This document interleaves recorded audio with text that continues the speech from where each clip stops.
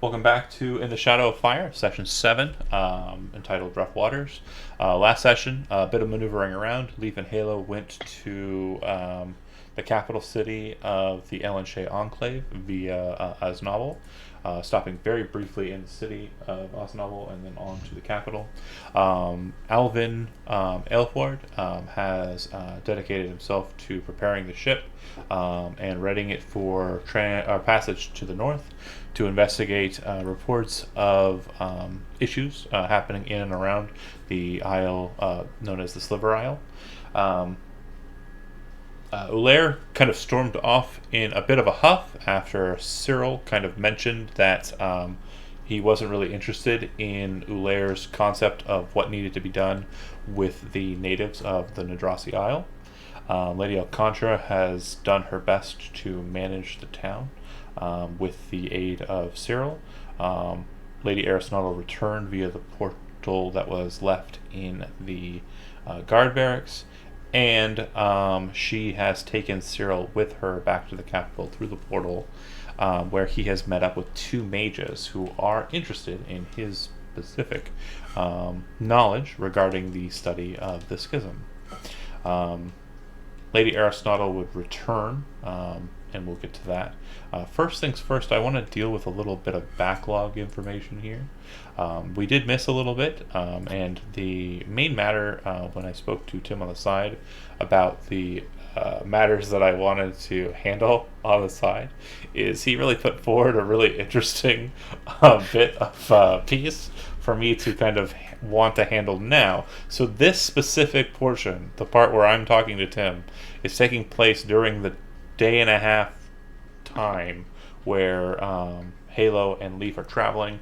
Alcantara's running the show. Alvid's preparing and setting ready for the ship. Good times and the like. So that said, Ulair, you tell all of your associates that you're heading out. Not to tell anybody where you're headed. You gather your pack and you move towards the bridge. It doesn't seem that there are many guarding it at current. You do know the guards that are present, and they seem to kind of disregard your passage, expecting that you probably have official business that they don't need to concern themselves with. Regarding your desire for purchase of a specific item, no, that item is not present in the city proper. What about Dust of Disappearance? Not so much. Okay. It does seem that most magic items that pass through the town are mainly dwarven made, and so this would be armors and armaments, Okay. if anything passes through the town at all.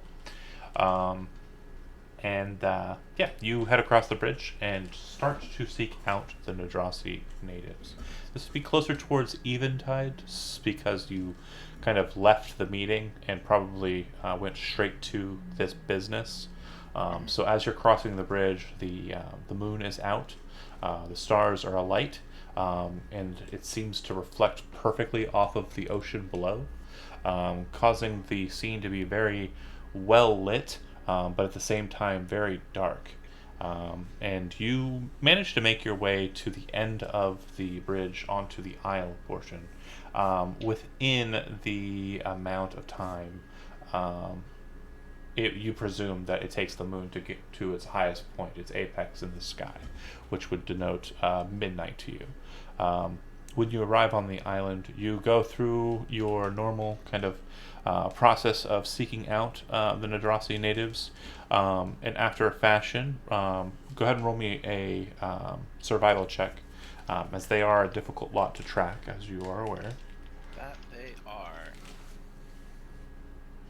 15. You manage to find some sign of them, but nothing in particularly good at kind of tracking them down. But through the course of the remainder of the evening, as you're kind of leaning towards your tired state, getting close to a point where you feel you'll have to reconnect with the Feywild, you do see a couple of Nadrasi tribesfolk kind of sitting near the root structure of one of the massive trees on the isle. Kind of looks like they're playing some sort of game. You think that you're catching them off guard, like they don't know you're present. So you pretty much have free will to do what you want here on this regard. I think, as a sign of respect, I would try to approach and let my presence known, since I'm trying to seek information. At first, their kind of state is hostile as you kind of make your presence known, but they very quickly understand who you are and realize who you are. They weren't any of the individuals that were in the traveling company with the leader and the shaman earlier today, but they kind of lead you through some strange back roads, and when I say roads, I mean kind of game trails, which most people would overlook as just kind of breaches in the trees, but you can see them for what they truly are. And they lead you to a grouping of yurts, which have been set up in a glade.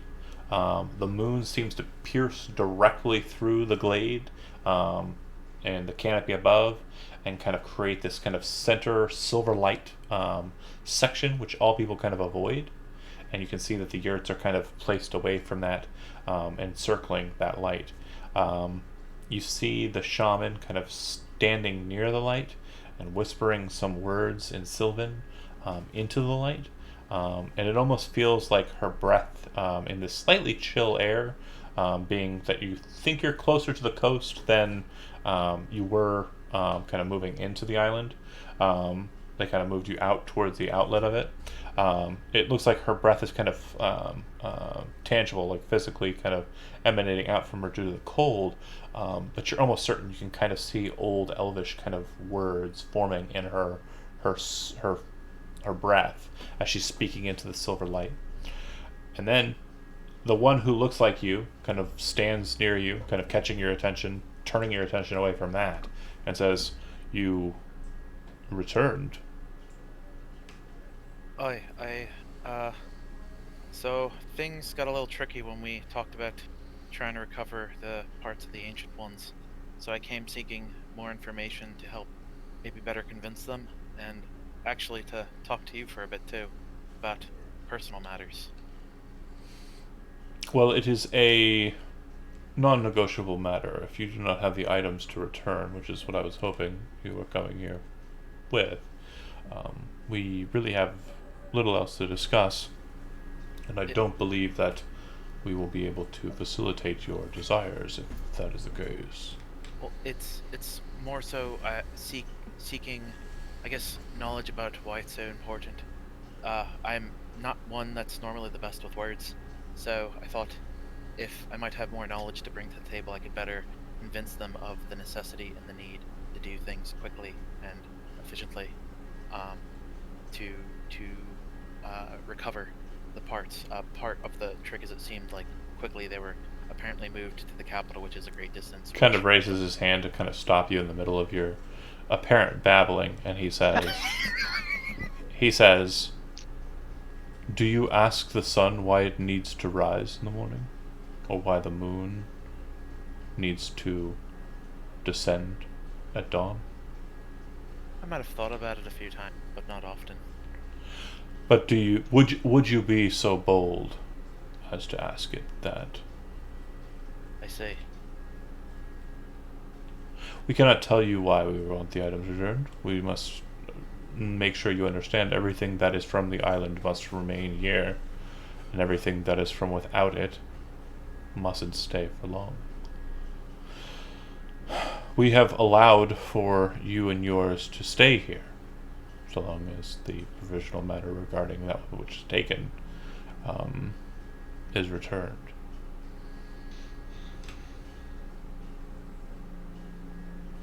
Like, I guess there would be a sense of Ulair trying to, like, just this conflicting thing of, like, if we can't get it back, they're going to try and kill them all to keep the man the island, and I'm trying to avoid unnecessary bloodshed because I fight monsters, not people. Are you saying this aloud, or are you just kind of thinking this in your head? Thinking within my head, but like the weight of what's going on is like I'm kind of slightly distraught because I'm trying to avoid a drastic situation, and I don't know, like, I'm trying to think of like how, and like the thought of how am I supposed to convince them then that we need to get these back. Like it's just all these Al- emotions are flying over my face. Almost as if he's kind of recognizing like you're having trouble with the matter. He says, "So long as they are ultimately returned, it does not matter at what time they are returned. Take your time and seek the counsel of those you trust to help you with forming the words you need to acquire those items. I cannot help you. Since we've only just met today, I find it strange that you would come and seek me out, but um, as I understand it, we share more than simply our predicament at hand. Yeah, I was kind of wondering if we might have. We do look eerily similar. As it's been told to me by my mentor, and he looks to the maiden in the silver light. He says, "Your mother was the same as mine. What what was her name? What was she like? Where is she now? It's unimportant, and it was never told to me either. It has only been stated that my mother was one who did not follow the code." Do I know what he means by the code? Those who are on the island stay on the island. Those Stay on who the island. Those, and so yeah, she wandered and therefore didn't follow the code. right. Okay. Uh, it, this is not an easy thing to do because I try to, I don't know, it's a personal effect of sorts. But if you would give me a moment, and I drop my pack off my bag and I rummage in and I pull out my little baby blanket with a little emblem on it and I show it to him and say, does this insignia mean anything to you? It means it's an old elvish request for forgiveness. I assume whoever granted it to you wanted your forgiveness for whatever led them to giving it to you. I've had it since I was a babe. And from what I understand of your nature, you were given to the coastlanders because you were not of us.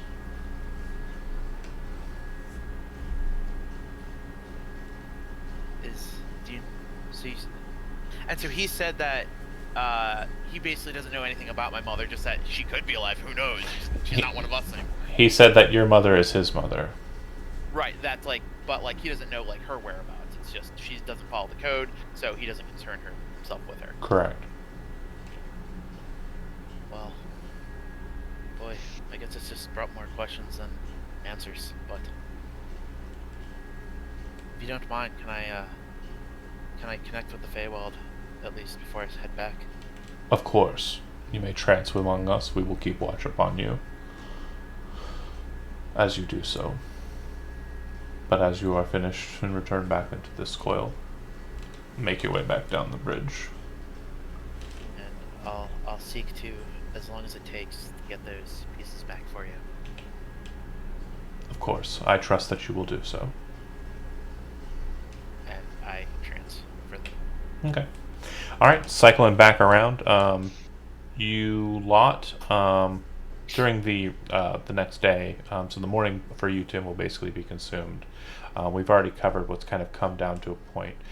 Aristotle appeared during the evening, as you recall, and basically pulled Cyril away at that time. And that's also when Halo and Leaf arrived in town. And as I've discussed pre-game with Zach, you would basically be split from Leaf, as Leaf says, I have some business inside of the capital, outside of what the business is being handled here, and I'm going to deal with that. Obviously more French, I guess we could call it. I mean, I don't know, Kevin's. I love that he keeps it up, though. It's really great. Super good. It's definitely an accent. It is definitely an accent. That is for sure. I love Kevin. Oh my. He's going to watch this and he's going to be like, you asshole. Sacre bleu, you assholes. Everybody loves Kevin. Everybody loves Kevin. Sometimes too much. I was going for an Everybody Loves Raymond bit, but whatever. Uh, anyways, when you kind of get splintered away, your goal is to head to kind of the main kind of foray as to where um, they would basically be, um, where you presume it's most likely to have them do the transporting, right?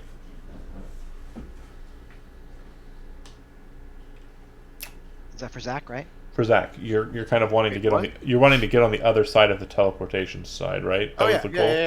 yeah. I was told that first thing in the morning they'd let me pass through. Right. Okay. So then, actually, we'll skip you and go back to. No, we've already covered everybody up until a point. So yeah, back to Tim.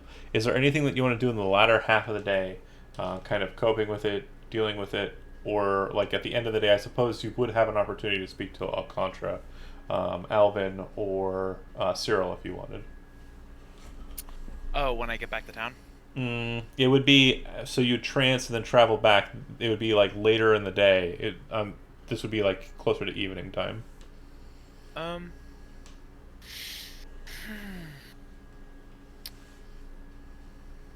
Oh gosh. Not.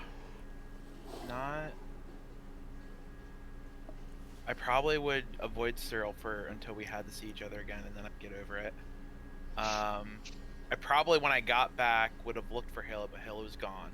Yep. Obviously, you'd want to talk to Alcantara because we know you just love talking to nobility. Yeah, no, I think I'm going back to the guild for the night and just hanging out with my buddies. Sounds good. Morning breaks. Alvin, I presume that you would probably be the first awake and ready to kind of go, as elves kind of have their rituals and processes. You would basically awaken with kind of a goal in mind. You know what you need to do. You know what has to be done. And you would know that Flitz has the ship readied for you. Excellent.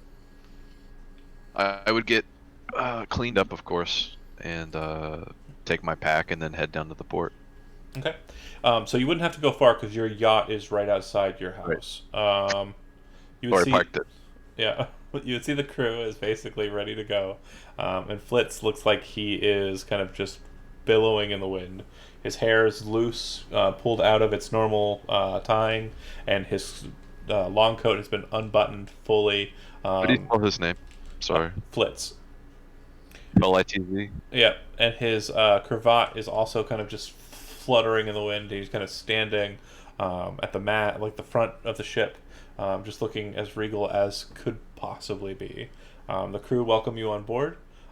He looks back to you and kind of just dramatically in the wind says, "Oh, hail!" I gotta get that French accent. I'm gonna get it here in a second. But he acknowledges you, and Flitz. if you're made ready, he is prepared to transport us wherever you want to go. Lord Alfred. Looking forward to this for several days. Oh, very good. Smile to myself. All right. Let's go! The ship takes sail. We'll get back to you in a bit. You'll be heading north for a little while. Probably the better half of the day. All right. Cyril, probably not too far along afterwards. Probably spent most of the evening studying anyways, amidst trancing. What would you like to do with first light? So, am I still in the place where the other two, Malin and Frederick, are? Yeah, but they are not present. They kind of left you to your own study after a short conversation and kind of left you to yourself. They did explain before they left you, though, that in the morning they wanted to have a very robust conversation concerning everything you happen to know about the schism, and also regarding, which was kind of mentioned before, regarding your father, your predecessor there, what could be done to try and find them and get more information from them. Right. So, are my notes available? Yeah, your notes were, and also the well, the body and this. They took that. Those were taken. Aristotle took that. Yeah. Yeah, but your item or your other things that were taken by her before are with them. Are with them. Correct. So you would have had access to them last night. Would I have noticed that did they write anything, any additional notes in alongside my notes? Not on yours. It does appear that they have put in additional pages, but they haven't written on your notes. And So would I be able to read their pages? most of the information that they seem to have notated here is just kind of lead-ins, kind of notations as to the questions that might be coming your way. And it does seem that most of them have to do with physiology, capabilities, what has been seen of them, what is known about them from your study of them. And it looks like a very similar kind of dissection notes to your own. It's kind of like a peer review kind of section where So they did one as well. it looks like they just kind of followed your lead on it and did exactly the same thing. Yes. Okay, so then out of character, I don't know where my father is. Correct. Yeah, but I do have a sense that he was researching these schism creatures in some fashion, and that's right. Yeah, but you have an idea of where he might have gone, right? Which is where? Do you not? I thought it was. Oh, sorry. It wasn't. Was it Nadrasi or? No. Hold on. Go ahead, Zach. Help out with. Wasn't he heading to Darkhelm. Darkhelm. Yeah. Yeah. Dwarf capital. Yeah. So that's your Okay. Thanks. only kind of lead to as what it might be. Okay. Cool. So you eventually kind of stir out of your restroom and kind of move into the common area. You can see that they have basically converted the study table that they were on the night before when you met them into kind of a breakfast table, and they have some items kind of placed out and about. They both have books kind of out that they're kind of going over, and when you first enter in, you can see that Frederick places a silk piece of cloth kind of in between the pages and shuts it, and looks to you and says, "Good morning, Master Cyril. Good morning. I don't know if this is the accent I had before, but this is one. I don't recall, so it works. So, did you have time to think about what we were asking you concerning the matters at hand? I have. I've been thinking about little else. So then, where do you think we might want to turn our attentions? Specifically related to what? Anything. The location of, okay.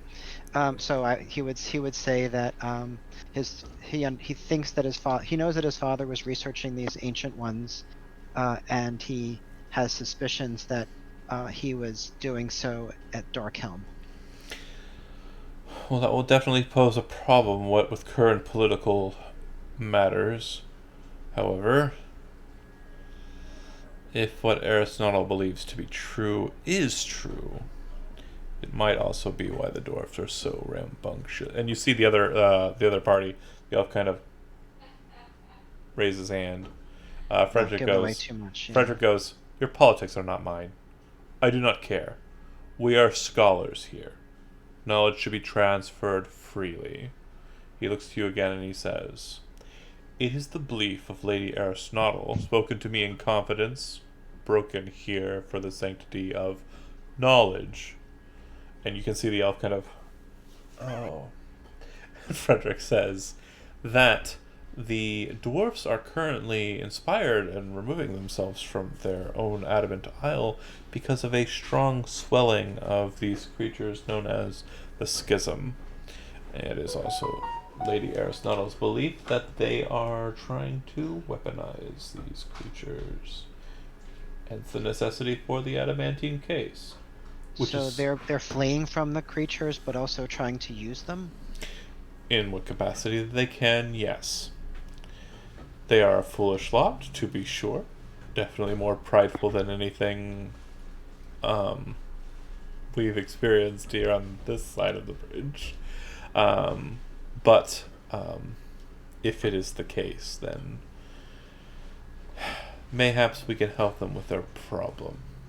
Do you have any articles of your father's? Any pieces or items that might have come from him directly? And so, John, like, out of character, would I have such stuff So, in my library? You're not playing the game right. Remember, it's this is the yes. Oh, this is and- where. Okay. So I sort of make it up, is what you're saying. Correct. Okay. I have a few pieces Anything of on you? information. No, So you would need to return back to Kasari Onwi. correct. Fair enough. We will. Frederick kind of looks to you. You know how teleportation circles work. We should have an attendant there, ready to allow for sending of you to your hometown. Acquire what you need. Consort with your lady, of course. And you see the elf kind of perk up and say, "But tell her nothing that was spoken of in confidence here regarding the dwarfs and the matters at hand there." Frederick kind of looks at you, and you hear a voice in your head as he kind of chews on a bit of copper wire, and the voice says, "Don't hold anything close to the chest. Tell who needs to know what they need to know." And then he pulls, Huh. he very quickly kind of pulls the copper wire and looks back at the elf, and the elf kind of just stops talking, realizing what happened. Or whatever. Stands up and just walks out of the room. Frederick grins. Okay, so Frederick is the one then, huh? Frederick says, "You Yeah. should make your way back to the town then. Unless you have any questions for me before you go." Well, I did want to mention to you that. So would my notes have indicated that the Eye of the Earth as sort of a location of the schism creatures, Sounds right? and what you said is the blades of Darkwood? Sounds right. Okay, so all that would be in the notes. Yep. And he said, Okay. "Yeah, we reviewed that. Okay. We were just not sure if that's where your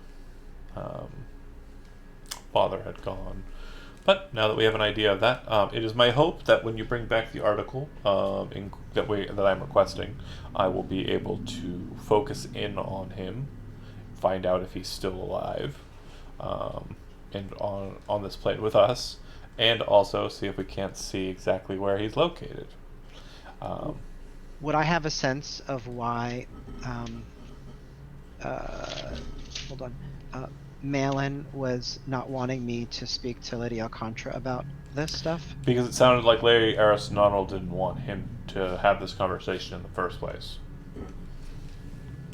Okay. Frederick's kind of overstepping. Andy, Yeah. Andy, while you're getting good with these guys, see if they have any spell scrolls that you can add to your spell book. Oh. Do they? I mean, you can, of course, copy anything that we have in our library if you have the inks and the manner to copy them, but you seem to have more pressing matters at hand as it stands. Okay. worth a shot. Yeah, I'm really. Yeah. Why wouldn't Aristotle want? I'm just thinking out loud. Alcantara, who's really like at that forefront of the bridge, to know about potential reasons why there's this threat. Fair enough. Yeah. Good yeah, thoughts to be yeah. had. Halo, it's morning. It's morning time. You kind of come out of parents' house. They give you happy, cheerful goodbyes after having filled your belly with delicious foods. It seems to have just expanded in your stomach. Small portions just becoming Pretty incredible stuff. fast at your tum tum. You head over to the massive tree that makes up the main kind of structure of Krakulia, and they very quickly kind of lead you into the main kind of area therein. Oh, sorry, hold on, real quick break. Aristotle will return the items to you. Matt, was there anything besides that you wanted to have dialogue with her about the day before? I kind of skipped over that, but I didn't think there was much. I mean, honestly, no. Like the main stuff that I wanted was to make sure she knew about the items, and then also like again, I made sure to send the letters which explained all the information that I wanted to give her, and so I didn't feel like it was necessary to expound. Did you bring further those? upon that. Did you bring those up? The letters? Did you ask her if she I received them? mentioned. No, I didn't say that she ask her if she received them. I said that Halo and Leaf were on their way and they had it, and I just wanted to make sure that it got there urgently because I wasn't Okay. sure when she would come through the port. You know, like. Gotcha. So then, Halo, you'd be brought into kind of a center chamber of um, the tree that you're in, and it seems that this portion of the tree is kind of lower, kind of closer to the ground. And when you enter into the room, it's dark, but there's kind of like a fairy light that kind of glows in the center of the chamber. Cyril, this would be the same room that you kind of entered in through, by the way, so you've seen it as well. But it seems that you're standing on one portion inside of the first tree and kind of bridged over to the stump of a tree that's kind of inside of the more massive tree. Like there's a cavity inside of the more massive tree, and at the base of it, there's kind of like a stump of an old dead tree that's been shone, or cleft rather, down, like it was chopped down. This flat kind of mesa of wood, at its far end, there's kind of like this brilliant, glowing, kind of elvish portal. And on the ground, in the wood, you can see dozens of circles that have been kind of drawn out and about. And standing in the center of all these circles that kind of spiral out from the center is a gentleman in elvish folk, wearing kind of pink-colored robes, which in the fairy light kind of shine like soft baby pastel kind of pinks, but then kind of have like, when he kind of moves, a strange iridescence where the shadows are catching more in kind of like a deep purple. And you're not sure if the pink is right because you're kind of a light sensitive individual, so you're not sure if he's just wearing white and it's being augmented by the fairy light, or if he is really wearing pink or purple and it's being augmented by the fairy light. As you enter in, he sees you, and Aristotle kind of walks in directly behind you and says, the spirit guide of Kusari Yanwi. It was, what was the name again? Most call me Halo, for obvious reasons. For expedience, I will do likewise. Halo, it is my understanding that you are heading right back to Kusari Yanwi, but you were trying to catch me up in time before I made it here. I will let you know I've already traveled back to Kusari Yanwi last night. I spoke to Lady Alcantara. She requested the items in question, and I gave them back to her. So your efforts were respected, but fruitless. But beautifully pointless. I cannot agree more. Unless there's something else that she sent you for that I am not aware of. Not her, but I left my associate Leaf. I believe he left another letter from the guild in our town. The guild leader there. Is there any response on that front, or? I have not had time to look it over. I will check with my attendants to make sure that it was received. I apologize for lack of concern on my attendants regarding important matters coming from the front. But I do understand that you have much more pressing matters there in your hometown. If there's any recourse or assistance that you seek here in Graculia, please direct your inquiries through me or through my spirit guide here, gesturing to the individual standing in the center. "Oh," he says after she stops talking, "my child, fairy from the wilds of Shezas. I am sending you back to your hometown then," he says as he kind of raises his hand and then kind of pushes it down slowly like a French press. And as he does so, you see one of the glyphs kind of start glowing kind of an orange color, and this changes the hue of him entirely too. And he kind of looks to you. "The gate is made ready. Step forward. Enter." Thank you kindly. It flies through. "Before you go," and as you're moving towards the gate, he says, I am Chryses. If you wish me to help you with your walk, he grins. Feel free to return at any time. And he tosses something through the air towards you. And as it kind of approaches you, it looks like it's normal size, like kind of like palm size, so it's going to like take you down. But you watch as it gets closer to you, it shrinks to your size, and you catch it, almost as if he knew exactly what to do in that regard. You're holding a small greenish stone with a kind of marking on it, an activation marking. You would recognize this as a sending stone. Okay. And then you're back to Sariyami. Ulair, you wake up in the morning, or kind of have been out and about. You definitely know that things are strange this morning. And your folks said a lot of people stopped by to try and find you, and you weren't around. And they did their best to kind of just tell them that you weren't around. Who, by chance? And they kind of try to think back to who it was, and I believe it was Halo. Stopped by before he left. Cyril stopped by, I think, and that's it. Someone was sent for you. Yeah, Alcantara sent somebody for you, I think.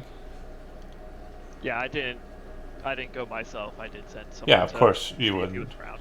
That doesn't. Do you know where Halo went? Halo went to the capital, from what we understand. Word gets How long around town pretty fast. If he left last night, about when we received the note, he might be there now. Now, because I don't know, the portal was at least one way. Yep. Okay, so I know that it would at least be one way for him getting there. I don't know that it's now two way. Right. Okay. Oh gosh, I wonder how long it'll take him to get back. Well, no, he didn't leave through the portal. They went on a horse.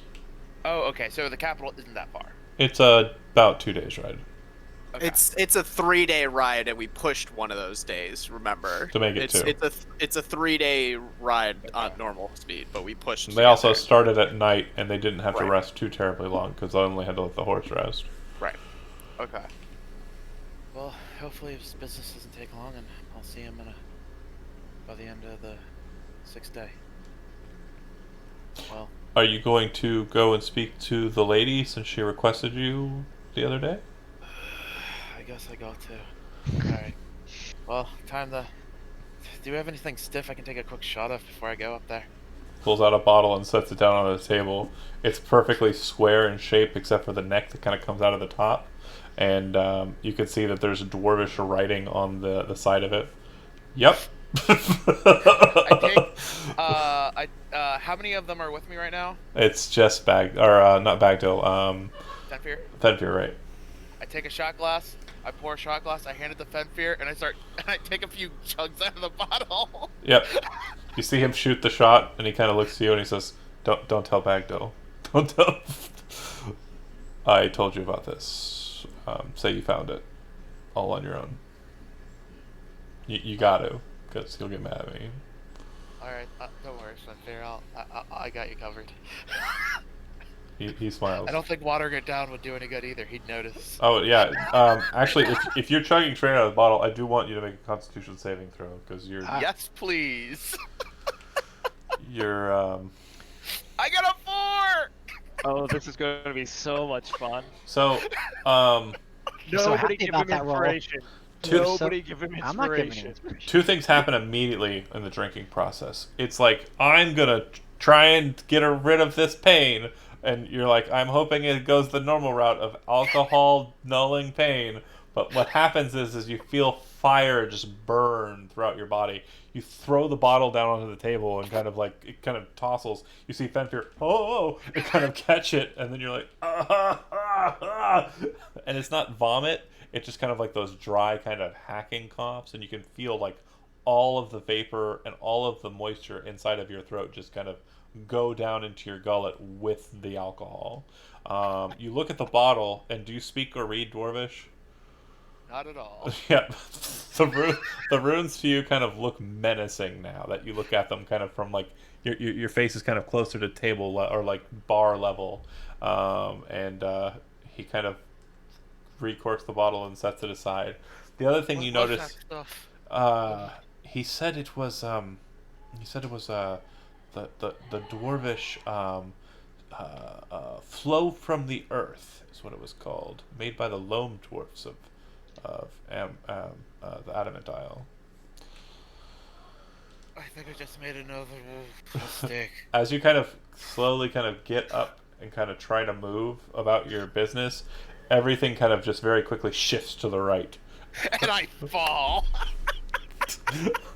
Slowly but surely, you're able to kind of resuscitate yourself, but you definitely feel that kind of nice, warm, kind of top of the brain level kind of buzz, which I'm sure everybody here has kind of felt. As you kind of get that confidence level too, you're like, I can handle this. And I'm assuming that's Alcantara time? It's Alcantara time. Perfect. Oh boy. Alright, Alvin, out on the sea, Flitz kind of seems to have very strong control of those he is commanding. You do notice that Sorry, did Koppel, two. I was going to say, you do know that two other individuals on the ship that are not normal crewmen are currently manning the larger ballistas, and the arbalists are being manned by the confident individuals that Flitz had mentioned the night before. It does look like the two new dwarf individuals are the ones that Cobblemug did send over to help in regards to manipulating the armaments.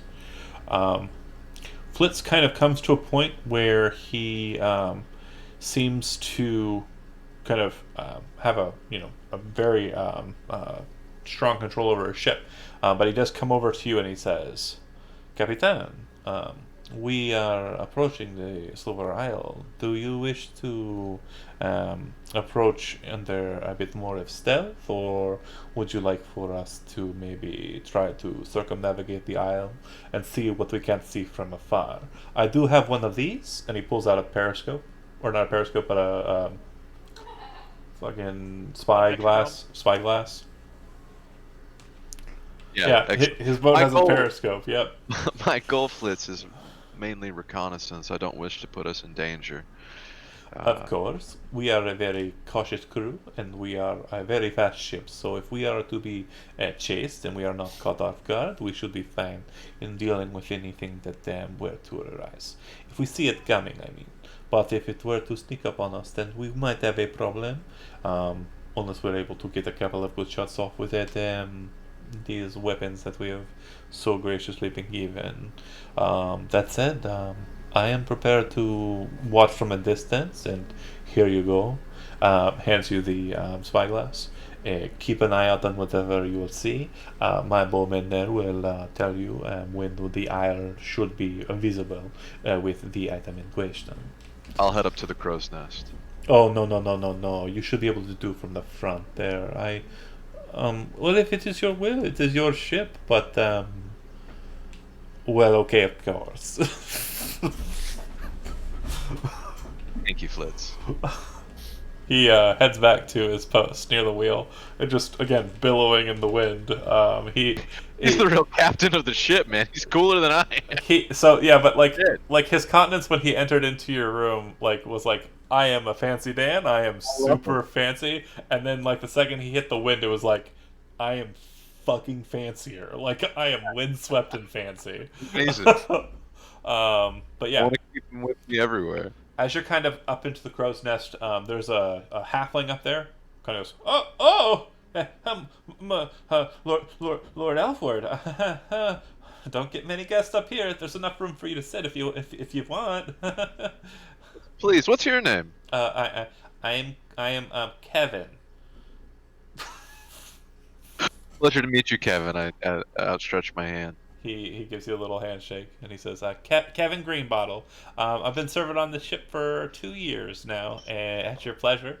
Haven't come out too much lately, but it's great to see you out here. We do sail out in a bit, but I'm guessing you're looking for that Sliver Isle, like Flitz had said. He kind of points. Are you the Kevin Greenbottle that drank Gimli? Not Gimli. God damn it. Gamwich? Legolas. What? That drank Legolas Drank under. Legolas under the table.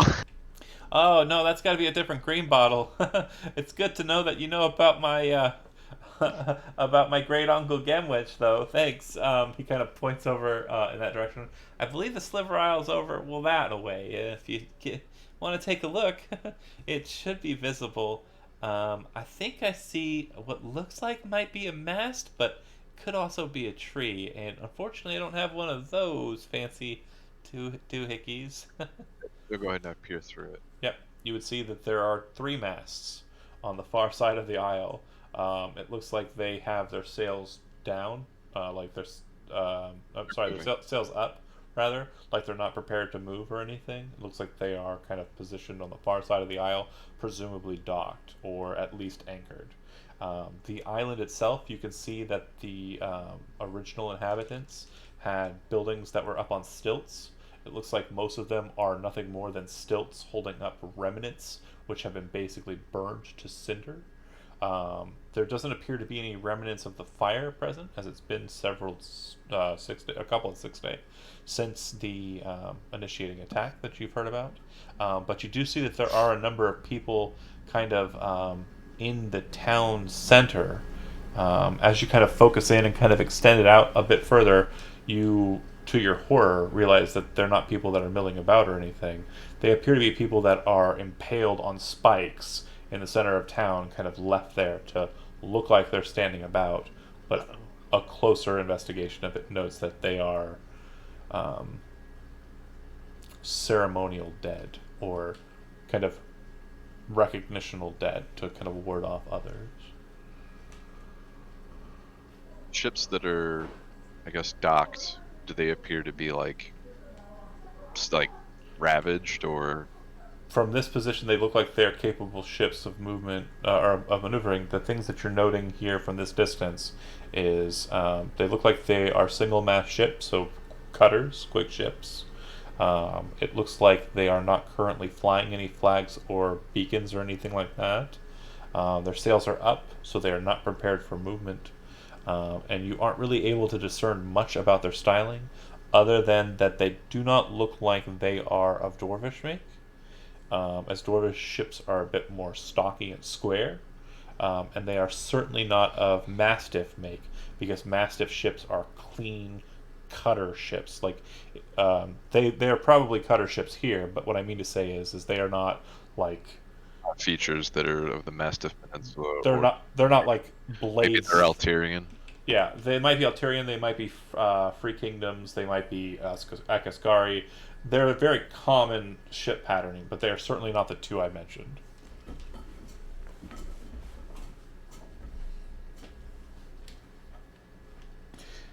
The halfling says, what do you see? Do you mind if I take a look? Have a look, Kevin. Pops it out, says, oh boy. Oh god. Hands it back to you, almost dropping it for a second. Like, you see him kind of do like a, oh, and then hand it back to you. They're all... Your thoughts, Kevin. You all- seem to be pretty They're all, seasoned in this ship. they're all dead, Lord Alfred. Oh. Are you afraid? No. Pat him on. He says, not even close. Just I'll a big... send you up something to eat. Have you eaten in a while? Pulls out a bag. And you can see that it's filled with like water. It's like a water skin, and you can kind of see that it's moving a bit. I'm good, and puts it back on his belt. All right then. I'll head down the crow's nest. It's been a pleasure, Kevin. You drop on down. Flip's kind of is. Actually, Oh, as I'm like halfway down the rope ladder, there's a bell up there, right? no.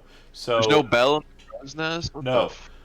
the the halfling has a horn on his belt. Kevin, if you see those ships move, the cutters, Yeah. make us aware. You And got it. actually, I keep the spyglass. Okay. Fuck that. He says, I've got laser focus on him. I'm on him. Excellent. I fucking love him. I love this crew. Flitz kind of sees you come down and says, so, did everything look in order, or are we expecting maybe some problems? Of discomfort on my face. I tell him 3 ships appear to be docked, maybe Alterian or of the Freak Kingdoms, and the remnants of the city are riddled with the bodies of dead villagers impaled on pikes. I don't know what they're doing. It is unlikely that they have not seen us, so they probably know that we are going to report this information back. And it does not seem that they are preparing to chase us down. Do you mind if I have my spyglass back? Of course. Takes it, shoots it out that way, kind of looks. Oh, it does appear that they are starting to... No, they are not unfurling their sails. We should be okay, but if you want to swing in closer, perhaps we might be able to scuttle those ships now, since they are not preparing to move. If you would like to do something risky. Curious of your confidence in sinking the ships. Okay, men, we are going to do it. Let us sail on. Full sail, hard wind to the coast. Hey, moves over to the dwarf gunner. Gesture for the spyglass. Yeah, he passes back. He says something to the dwarf gunner. He says something in Dwarvish, which I'm not going to try and do a dwarf language in a French Ramming accent. Speed. And you can see that they kind of set the massive ballista on the front and the one in the back and turn them both onto the left side of the ship. Then you see the 2 arbalists kind of moved to the same side, but there seems to be 2 other arbalists which are kind of locked in place, and it doesn't seem that they're turnable or movable.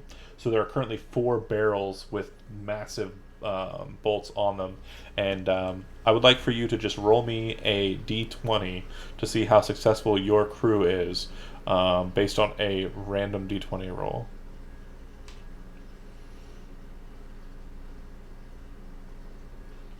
Hey, that's a nice number. What is it? With a natural 20. Ooh. So, you see Flitz kind of, after saying that to the dwarf, kind of run to the front, and he says, okay, we are going to do shortcuts, just like we've done before, hundreds of times, no problem. And you hear everyone kind of, yeah, like they start pulling the lines, getting the ships kind of set to the wind. You can see it kind of cutting across the water very quickly. You can feel the ship moving a lot faster than it was before, probably faster than any ship you've ever been on, and just moving very quickly in that direction. As you're approaching, you're kind of keeping an eye on it, and the sails drop, and you hear a from the crow's nest, and Flitz says, it is no worry, they will not even catch us. I have a perfect idea. Watch. Prepare! On your order, we are prepared to fire. Do I have freedom to fire at will? You do, Flitz. On my mark. He looks to the dwarves. The dwarves kind of... And you see the ship kind of cutting through, and you see the bigger ships kind of moving slowly out. And you can see that the people on board the ships are kind of in robes, and they look like they are wearing kind of old armor, the Alterian armor. And you see them kind of getting pretty close, and you're kind of like, oh, this could be bad. And you can see, too, that it looks like they're kind of waiting, like, for the perfect moment to cast spells and all this other shit. And just as you feel like, oh god, this is too close, Foot says, fire!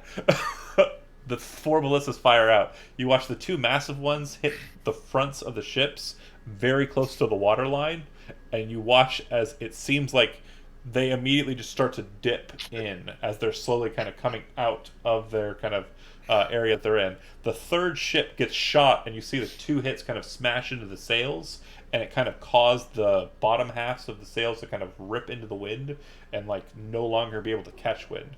He says, reload! Prepare for our last parting shot in the back! The ship turns. 1 more shot gets fired off at the last ship. It hits right at the water line perfectly again, and all 3 of the ships kind of dip into the water. You can see that they hit the ground like below, but they're like the top portions of them, nothing more than the back ends of the ship kind of remain outside of it as people are kind of crawling towards the back end of the ship and trying to stay out of the water. And just as like they seem to be kind of preparing to fire out, you see him kind of spin around what appears to be kind of like a spiky shoal area, and out and around, and you guys start heading back towards the bridge. We'll cut back to, let's see, Lady Alcantara and Ularis, where I kind of want to go, but Halo, let's get you in the mix real quick, and Cyril. Halo, you would Bamf first. Cyril, very shortly after you'd kind of arrive. Eris Naudel would have removed herself from the teleportation grid, but the priest remains, so you'd be able to kind of Bamf back as well. The two of you, upon returning back to Kasari Yanwi, where do you want to go? So Just Cyril gonna would- report. Oh, sorry. Go ahead. No, you go ahead, Zach. I was just gonna go report to Lady Alcantara, let her know. Same, Cyril? Same. Yeah, So, we'll do that. a slightly not sober Ulair or Quothus would be approaching as well, and the three of you would kind of meet out in the front hall. The attendant kind of looking to you all. Well, you're back already, he says to Halo and Cyril. Quick trip. And you Hell, have how'd you get back so fast? I thought it'd have been at least a couple days plus your business. Magic. My business done quickly, and teleports. So wait, I've got a That's question. amazing. What does Ulair's breath smell like? So Like he's Halo talking. Halo doesn't need the scent of it to kind of catch what's going on. It's not hard for Halo to pick up on these small. He initiated mannerisms. conversation in the middle of a public room. There's no reason for me to think this man is in his sober mind. Cyril would have to make an insight check to kind of discern this, but there is something certainly off about Will you Quothus. allow me to make an insight check? Yes, please. All right. I hope either you fail or you just 23. Yeah, everything that Halo knows, Cyril knows. It definitely feels like the power of drink is behind Quothus's movements in going to speak to the Lady Alcantara. Halo's demeanor has completely changed for you, Cyril. When we came in here, he was kind of disappointed because, I just went to the Capitol for nothing. We could have waited all that time and just talked to her when she came back. Mhm. Oh, and I see drunk Quothus here, little fucking tipsy. I'm like, oh, thank God, we're gonna have a good time with this fucking meeting. So Cyril, Let's go. Cyril would look at this Halo. it was just let's go. Cyril would look at Halo and motion let's let him go first. Oh, yeah. And we're just gonna stand back and Halo was opening the door, gesturing for him to like a little push on the sir? back. yeah, oh yeah. His report will be great. How worse could mine be after him? Alcantara is That's ready it. to receive, right? I want to make Yeah, sure. you know. Okay, That's fine. go ahead. So as we're walking into Alcantara, I don't think I knock either. As I'm kind of Oh. actually confidently walking through the door for once, I'm like, oh, and Sarah, by the way, there's something I want to ask you about later, about possibly tracking things down with items and whatnot. Someone I want to try to find. But Lady Alcantara, how you do? I hear you're looking for me. Go. Sweating profusely. I imagine that's exactly what the guy does too. Is he just fucking shakes his head and walks out like he was about to announce us to the lady. I'd like to say, the way that I imagine this too is I'm just sort of sitting there, and I've got I can't remember the scribe's name right now. Yeah, that's who would have brought them in. Yeah. Sahel is the scribe. Sahel. Well, I can imagine, actually, maybe Nixie was letting people in because I'm just picturing he's just sort of showing me something that I need to look over at some point, going over points when you just interrupt that. No, so okay. Real quick. Halo. Oh, no. Halo and Cyril, make a perception check real quick. I'm gonna allow for an interesting bit of fun here. Boy, oh boy. 16. 15. All right. So neither of you are good enough. But yeah, Ulair, there's this moment where you kind of enter in and Sahel leads you in, and then you see Sahel kind of moving away from Alcantara with some books, and you go, because it seems like he's in two places at once to you, but you're not sure what's going on. Cyril How and do you do Halo, that? nothing Is that seems some to kind be of of magic trick? interest or note there. Lady Alcantara, after kind of finishing your talk with Sahel, you kind of... That happened. So, which Sahel do I tip for showing us in? Ulair, you seem quite chipper today. Oh, nothing like the sun shining on our face, illuminating our paths, wouldn't you say? Yes, of course. It seems like it's illuminating some people more than others, though. It's illuminating me. I hear you're looking for me, lady. How may I be of service?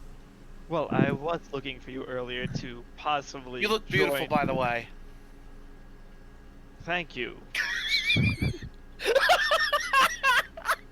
I was looking for you because I was wondering if you'd be willing to accompany Leaf, but as I see Halo's back, I imagine Leaf is or will shortly be back, so that's not necessary. However, if Cyril has what I believe he does, I might have some other use for you in a second. Alright, well, I'll just stand over in the corner. Let me know when I'm needed. And I go to look for, like, things I can fiddle around with, possibly pocket, because I have no sense if I should try to hide things right now. I'm just like, oh, look, shiny! This looks useless and mundane and in my pocket.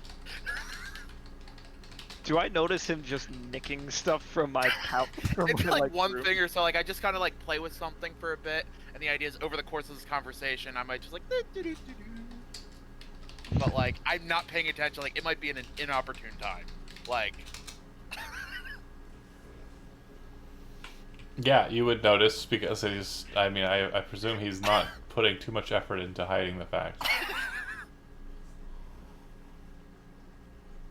Okay.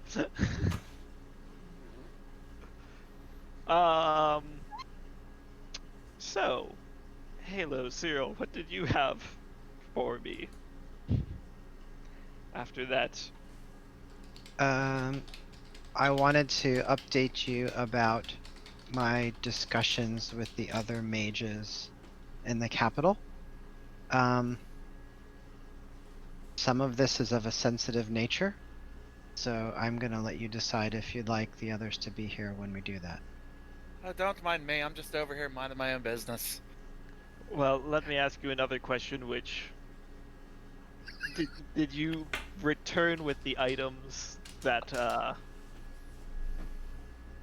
I'm trying to remember, did she give me She gave you Aristotle the... did.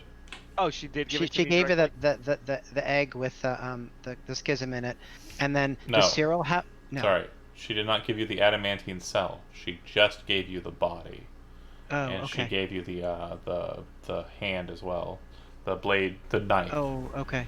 And do I have the notes? You left the notes back with the two cool kids, unless you took them. I thought I would think I would have taken them. Well, they probably I wouldn't mean, have been. they wouldn't have let that. I mean, they would have been fine with it. They wouldn't have had I too mean, much they- argument. Frederick, I didn't know that was Okay. what you were doing, but Frederick probably would have been like, I mean, I guess if they mean that much to you, fine, go ahead. And Malin would be like, There are my notes. Okay, of course. so yeah, so Cyril would have those two, or the schism pieces, basically. Well, the schism pieces would be here with you already. Oh, they would be here. Aristotle Yeah, brought okay. them back.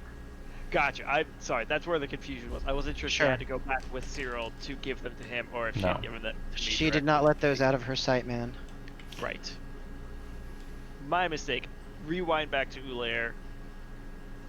What she would have done is, when you are in a more rested state, Ulair, Oh, I'm feeling fine and dandy.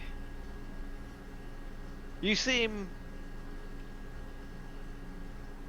like you've had a...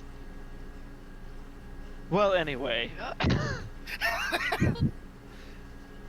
I will have you go back over the Nadrasi Bridge at some point with certain items. Just... I think you need to walk around town some and maybe talk to some people in your guild first. What do you mean by certain items are the things I've been asking for? They'll be quite happy to have them, you know. Yes, I know, but Yes, we'll send them over as soon as you're ready, and you're not ready right now. Isn't the dagger, though, that Sarah bought off me a beautiful work of piece? I mean, great craftsmanship. Really beautiful. Yes, it seems quite lovely. Alright, well, you don't mind if I just hang out for a bit and see what the rest is going on? I'm kind of curious. You are dismissed. I think you should take a walk. Alright. Well, Cyril, don't forget. It's something I need to talk to you later about. I will stop by and chat with you. And Halo, he's my brother. Can you believe it? I have a brother. Sorry, who? The guy that we met the other day. Anyway. I assumed he's saying this loud enough that all of us. Oh yeah. I've lost all inhibition of trying to be keeping to myself right now because that shit was strong.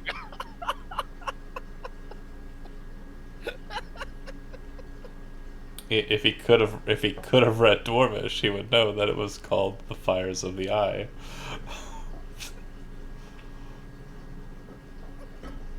Will I regret all of this later? Probably. I'm down. So yeah, after bold proclamations, I kind of like walk out, like, and I kick into like a song as I'm walking down the halls. You hear me for a bit. Halo and Cyril, you remain with Lady Alcontra. So Cyril had said, I would want to report back, and some of it is of a sensitive nature, so I'm going to let you decide how you want to handle that. Right, I'm sort of still mulling that over in my head, so like I would want to hear what Halo says first while she's like mulling over items in her head. Uh-huh.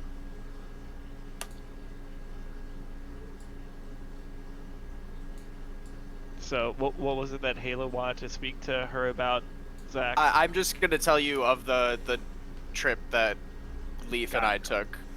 Okay. Let you know about the guard that we found dead on the road and the quick encounter we had with the mer people things. Telling him mentioned, obviously we got to Capital. Leaf stayed there. Yeah, that's about you it. mentioned the amulet also with that, or do you? Leaf has the amulet. Say that again. Leaf I has said the you amulet. Yeah, I was asking. Did you mention the amulet you found on the guy's body?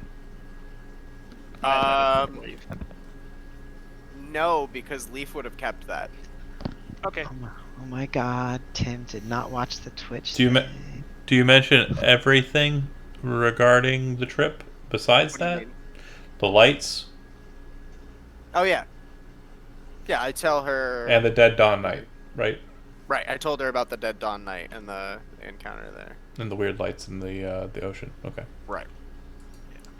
Hey Dan, check your Discord. Oh great, guys, Dan is dead. try to whisper talk at you, and I texted him, and he's I'm not. just wondering if Matt is going to drop the bomb on Tim tonight. No. He's not Okay. there. He's not there. No. That's the only Waiting chance to for- talk about it. Waiting for the opportune moment. All right, so good.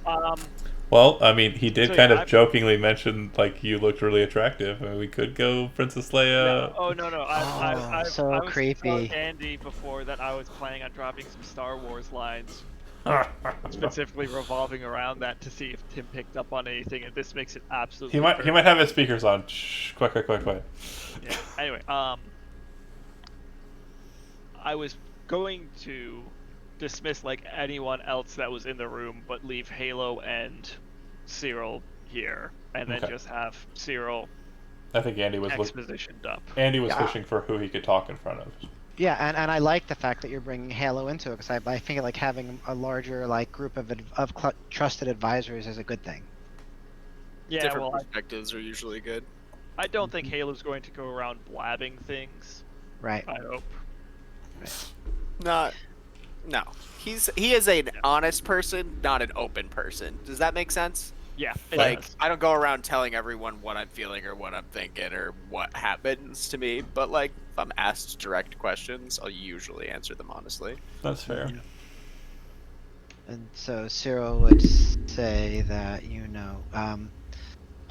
well, I found Aristotle's brusque nature a little bit annoying. The trip itself was really, actually, pretty interesting because I got to talk to two of the other mages who were doing research on the schism. And it seems like they honestly don't know much more than we do about this. And also, I learned about sort of the political disagreements that are going on in the capital about how much information we should know, you should know.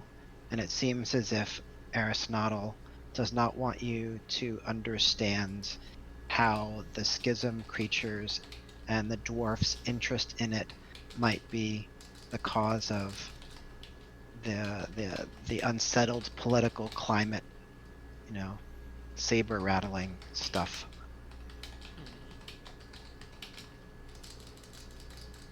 Did she mention, does the Free Kingdoms know much of what's going on, or There was no unfortunate third party? there was no mention of the Free Kingdoms.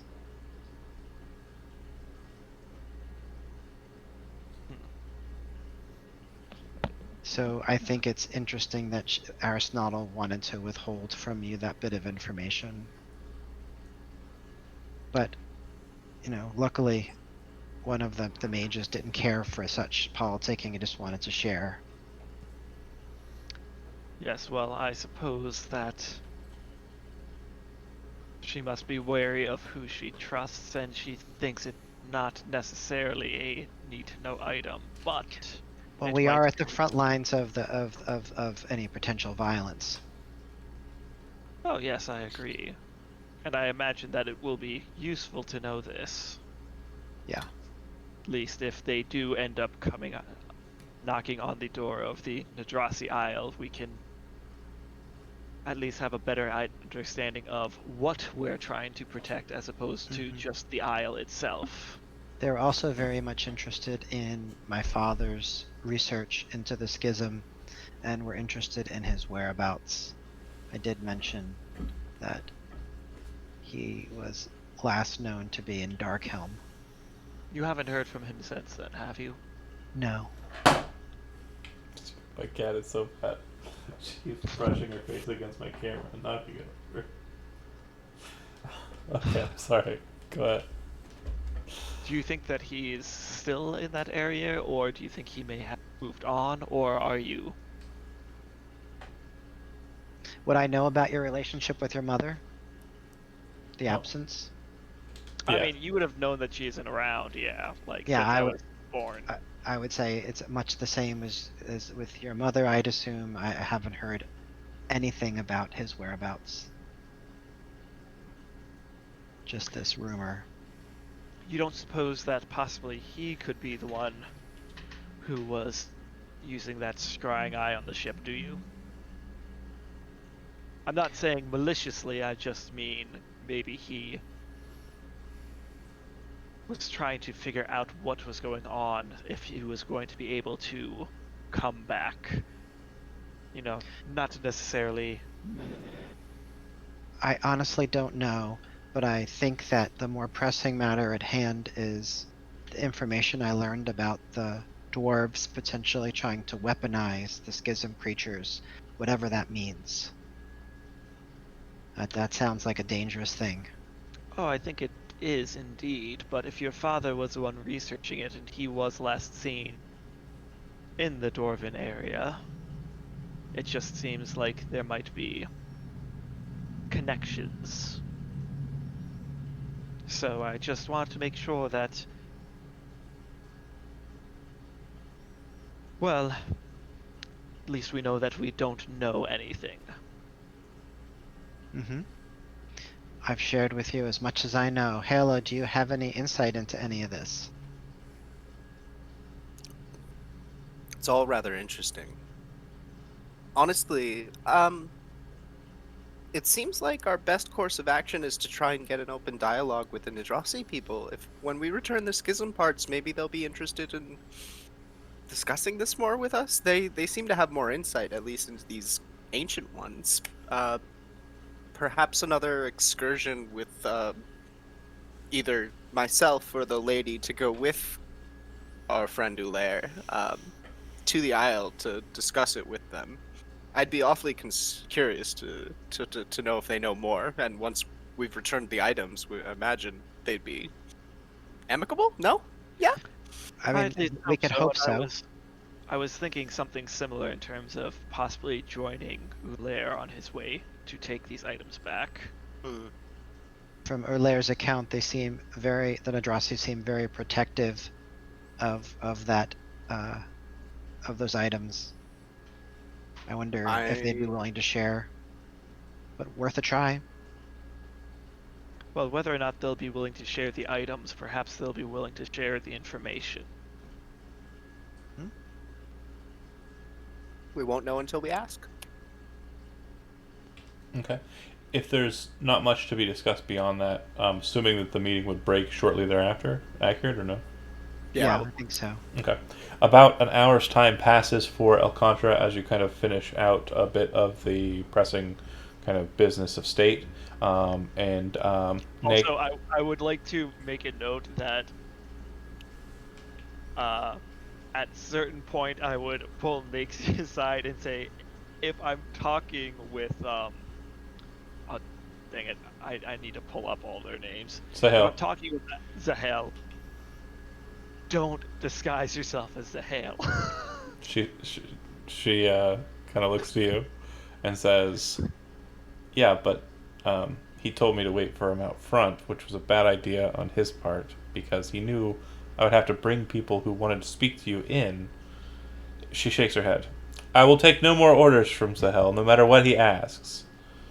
And she looks around for a second as you see Sahel walk in, and he says, "Milady, Lord Elfward is out in the waiting room, wishing to speak to you. He appears to have returned from his activities from this morning."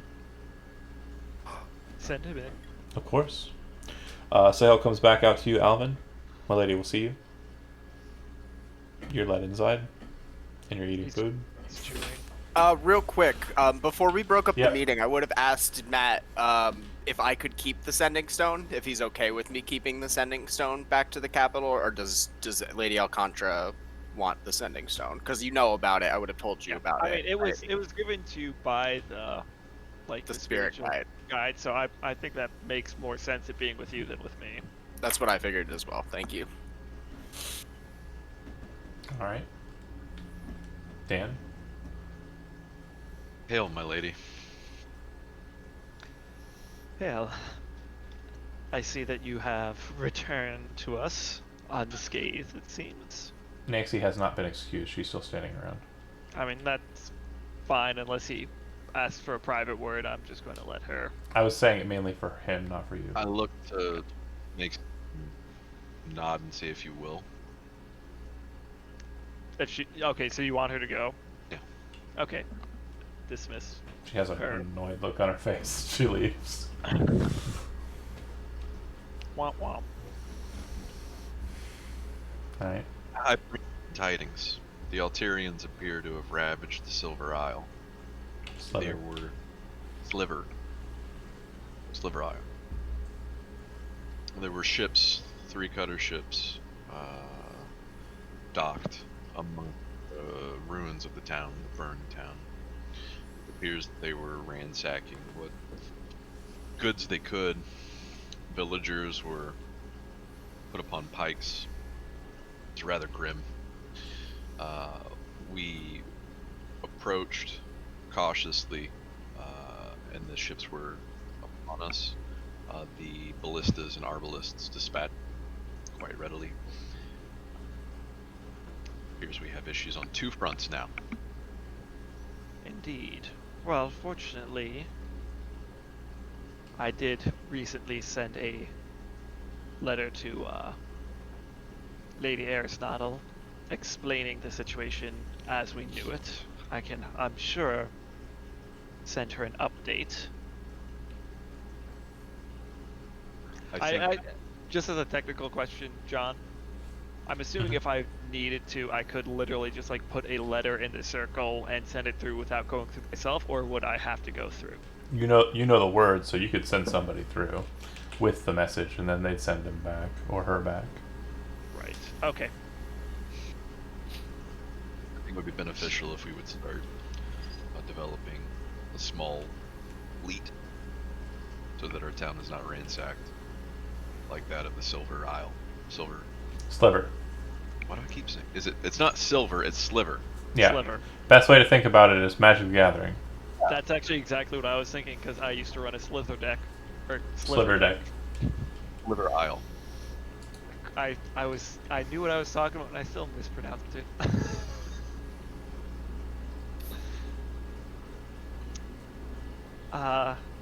Indeed, I was thinking much the same sort of thing. More specifically, if we had to deal with pirates to begin with, and I was hoping that you would be willing to put something together. You cut out there. What? I would need money and resources. I already have one of my good friends searching for saltpeter. The lands of Isar Yanwi. Is that correct? Iskar Yanwi, yeah.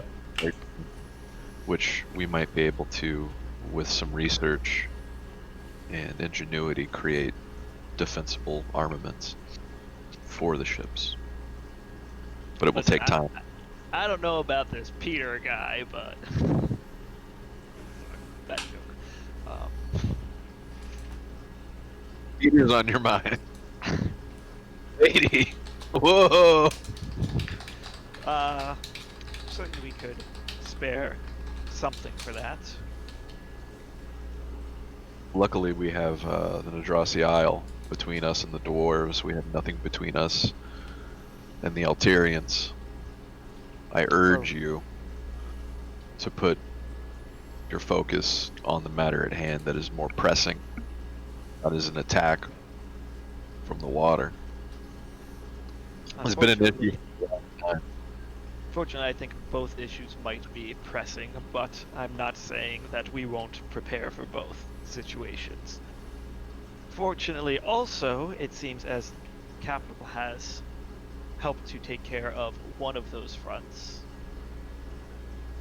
As I said, I believe that we should be able to dispose some resources your direction, and maybe if the Capital is interested, it could dispose other resources in that direction as well, seeing as, well, we have already been attacked on one front, and I believe that they would hopefully have it in the best interest of those that were on the Sliver Isle to retake the land, and maybe if there's anyone left alive, take care of them.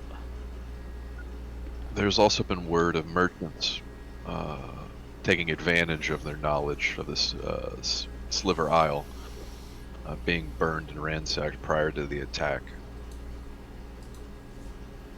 The Alterians are treacherous. Indeed. Do we keep records of who's been through? I know of a merchants? Captain Maddox. I knew of him as a good man, but I've not heard of him for over a 6 day. He's running his usual route. I don't know when yet he'd return, but he I'd say we typically could runs through Alterian waters. Well, is there anyone else who may have been through that we are not as familiar with? Can we check the shipping records? I will see to it. I'll see what resources we can gather towards this defense.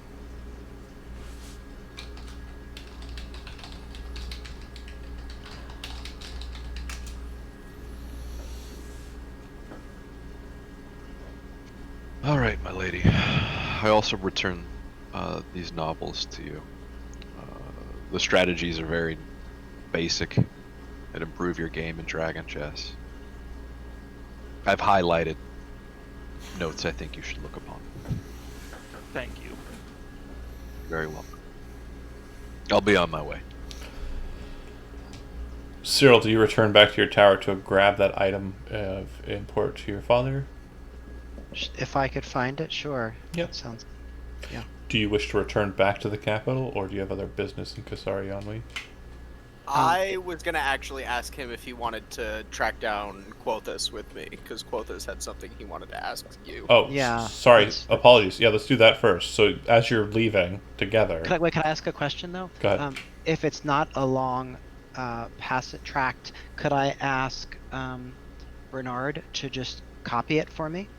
So, it's not so much a lore, it's an item. It would be something that you might have on your person.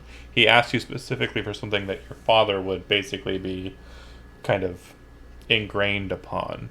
You would understand the nature of that question being an Arcanist. You'd know that scrying or like visual detection from afar typically requires some sort of item that would be affiliated with that person. So if you have on your person like an item that was your father's, you're again free reign on your part. Or if there's something in your library that's like, Okay, sure.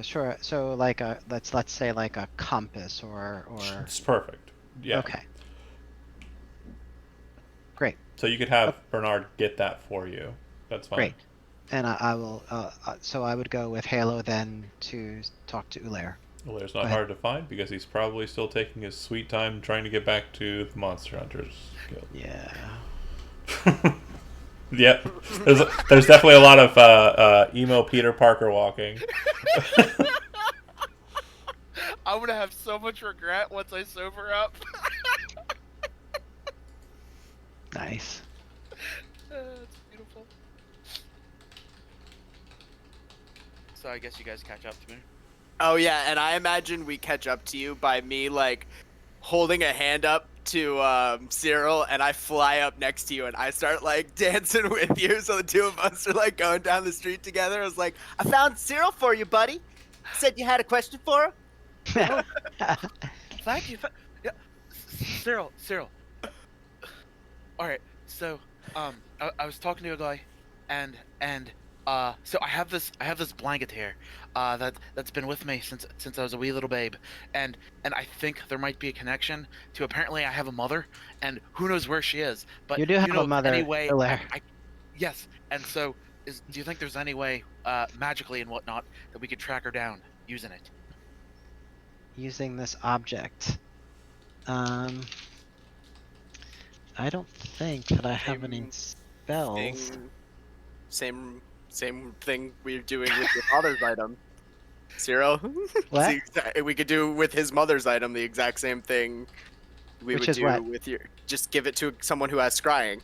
Oh, okay. You can do it. I didn't realize that's how scrying works. If you have a close personal affect of the person, right? It's easier that- to I don't- detect them. If you Yeah. know them, it's easier to detect them. Right. Okay. So I would, yeah. I said, well, it just so happens that I'm going to drop off another item at the capital to try to locate its owner.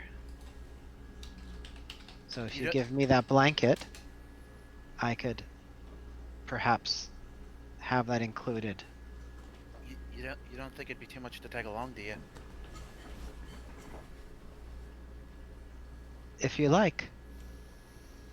And by the way, I completely forgive you and the way you acted the other night. Like water under the bridge, fire in the belly. It's all good. But anyway. Fire in the belly, indeed. Oh, and Halo. I think we share a mother. Me and the Nadrasi guy that we met. You think, or he said? He said. Yeah, that's what you said before. Okay, that makes sense. So yeah. So but Who he is she? doesn't, like, he didn't know something about not following the code. So he's not really concerned about who she is. But I mean, besides, it'd just be interesting to find out. Like I've always had this blanket, and I never knew what the symbol meant. And apparently, it's some form of apology in Old Elvish. As you're kind of like pulling out the blanket, showing them, and kind of still moving toward, because you kind of intercepted him on the way back to the guild, and as you're making your way up to the guild, you see kind of standing outside the guild like hall near the door, a very mysterious looking stranger, wearing kind of loose robes that are of a foreign style, definitely not of the Ellenshay Enclave, kind of resting his back against the wall, his arms crossed. He's wearing a hat that seems to kind of cover over the majority of his face besides the lower portion of it. And as you kind of approach, you see him kind of tip the hat up and kind of look over to you, and he says, "Are you the Guildmaster?" Hi, how can I help you? The name's Quothus. What's yours? Otomo. A pleasure to meet you. And he gestures his hand out. Certainly, certainly. It's my understanding that you are a collector of very rare and various creatures out and about in the wildlands here. Is that accurate? From time to time, it does pique my interest. What do you have for me? Well, I was wondering. I'm looking for something very specific, and I was wondering if I could hire your services and perhaps investigating this matter for me specifically.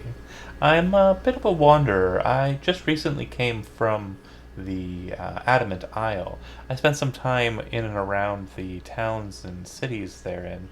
Not exactly the most comfortable lot, but knowledgeable Make a folk. good drink, though. I'm not much of a drinker. If you are busy, he gestures to the other two, I can leave you to your business. But if you wish, I could maybe come back later, tomorrow. I have plenty of time here. I plan on moving from here to city to the south, Osnobble, yes, and then making my way to Korash. But Are those just like other cities on the continent? Osnobble, city to the south, port city. Korash, kingdom, and one of the kingdoms of the free United Kingdoms. Yeah. So this is something for me personally, or for the guild to look into for you? Well, since you're the master of the guild, I presume this would be very top level matters. And as he says this, he's kind of like gesturing with his robe, and you see him kind of pull open the robe just a little bit, and he starts kind of flipping in all four of his fingers, just kind of playing with platinum coins that he kind of slides back into his coat. No, certainly. Do you mind if my friends join us? We can take care of your business first. If they're trusted by you, then they are trusted by me. Oh, especially Halo here. Do I Halo... see that look on Cyril's face? I don't want to sit through this fucking business meeting. I have something to do. I'm sorry. I I'm got not shit standing to around for do. this What are you bullshit. talking about? Cyril, it won't take but just a moment to get the details and hash them out, and then we can be on our way, and then I can also do research for him and help him out on his thing. If this is a bad time, I can come back. I do have most of the day tomorrow before I set off on the rest of Cyril, the meeting will be quick. Don't you want to hear about this monster? Aren't you at least a little curious, you man of knowledge, you? All right. He pulls out his journal. He's gonna start. You all slip inside and kind of sit down. Bagnall kind of gets nearby, seeing that this might be some kind of official business. You kind of whisper to him to kind of take notes, and he kind of takes out an official kind of stance. You kind of sit across from him, kind of haphazardly. Cyril seems to kind of be penning notes, and Halo's present, and this gentleman kind of sits there and he says, "I am very, very interested in a specific creature that is said to travel and live on the Nadrasi Isle. I saw no signs of it when I passed through, but my guide was pretty strict about us staying on the road, so I wasn't able to do too much snooping around. But I hear the locals there aren't terribly fond of people doing that anyway. You see, I come from a place that has little in the ways of lore in this part, and I'm very invested in learning a lot more about the goings on here. And while I was in Darkhelm, they had explained to me that there's a creature in the Nadrasi Isle, a very massive turtle known as a Zarutan. And I'm very interested in learning as much as I can about this. Where I come from, the Zarutan is a spiritual creature with very, very close associations and ties to Ki, or spirit energies. And it's something I really wish to learn more about. Do you happen to know anything about the Zarutan? This is the yes and part. I can't say I've ever laid eyes on it myself, but there's been times when I've possibly heard its movings, and there's been some sightings here and there. But it is for a creature of real quick. Is this like an actual D&D creature that I know nothing about? Yes. Like, okay, how big is it? Let me go ahead and just send you a link. All right, that'd be great.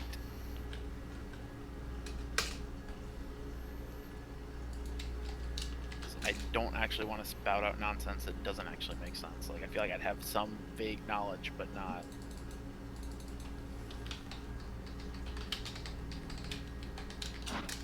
Trying to find it. Oh, yeah, here we go.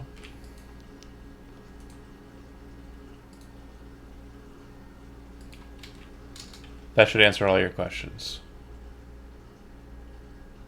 Oh, like that is an island. Like a dragon turtle? No, dragon turtles are small. Is that it? That's like mind-blowing that could be like the island itself. So it's basically like a sea lion turtle from Avatar. Is that what they were? The lion turtles? Pretty similar, except that they don't have the lion part. Well, yeah, I know. I just mean in terms of like size. Yes. Pretty damn big. I've never actually laid eyes on it, but sometimes I've heard a great noise in the distance, and I've come from different reports that that is the creature that you spake of. Majestic and beautiful. Well, I am very interested in knowing if the creature has any true sightings. I know it's not something that you would be capable of capturing, of course, but I would very much like to visit it. And if you know where I might be able to find it, or could perhaps guide me to it, well, just for taking this request and acknowledging its presence, he pulls out a bag and sets it out on the table. That is maybe a token of my desire, just a notation as to how deeply it is that I wish to find it. Your desire is noted. As I mentioned, I will be leaving this place tomorrow. I will be making my way back here in a month's time. So close to the end of spring. When I return, I will return to this place and inquire as to what you have found out about it. And if you satisfy, he pulls out a single coin. It appears to be made out of a rainbow. Like it seems to kind of iridescently shine with light as it moves. He says the payment would be great.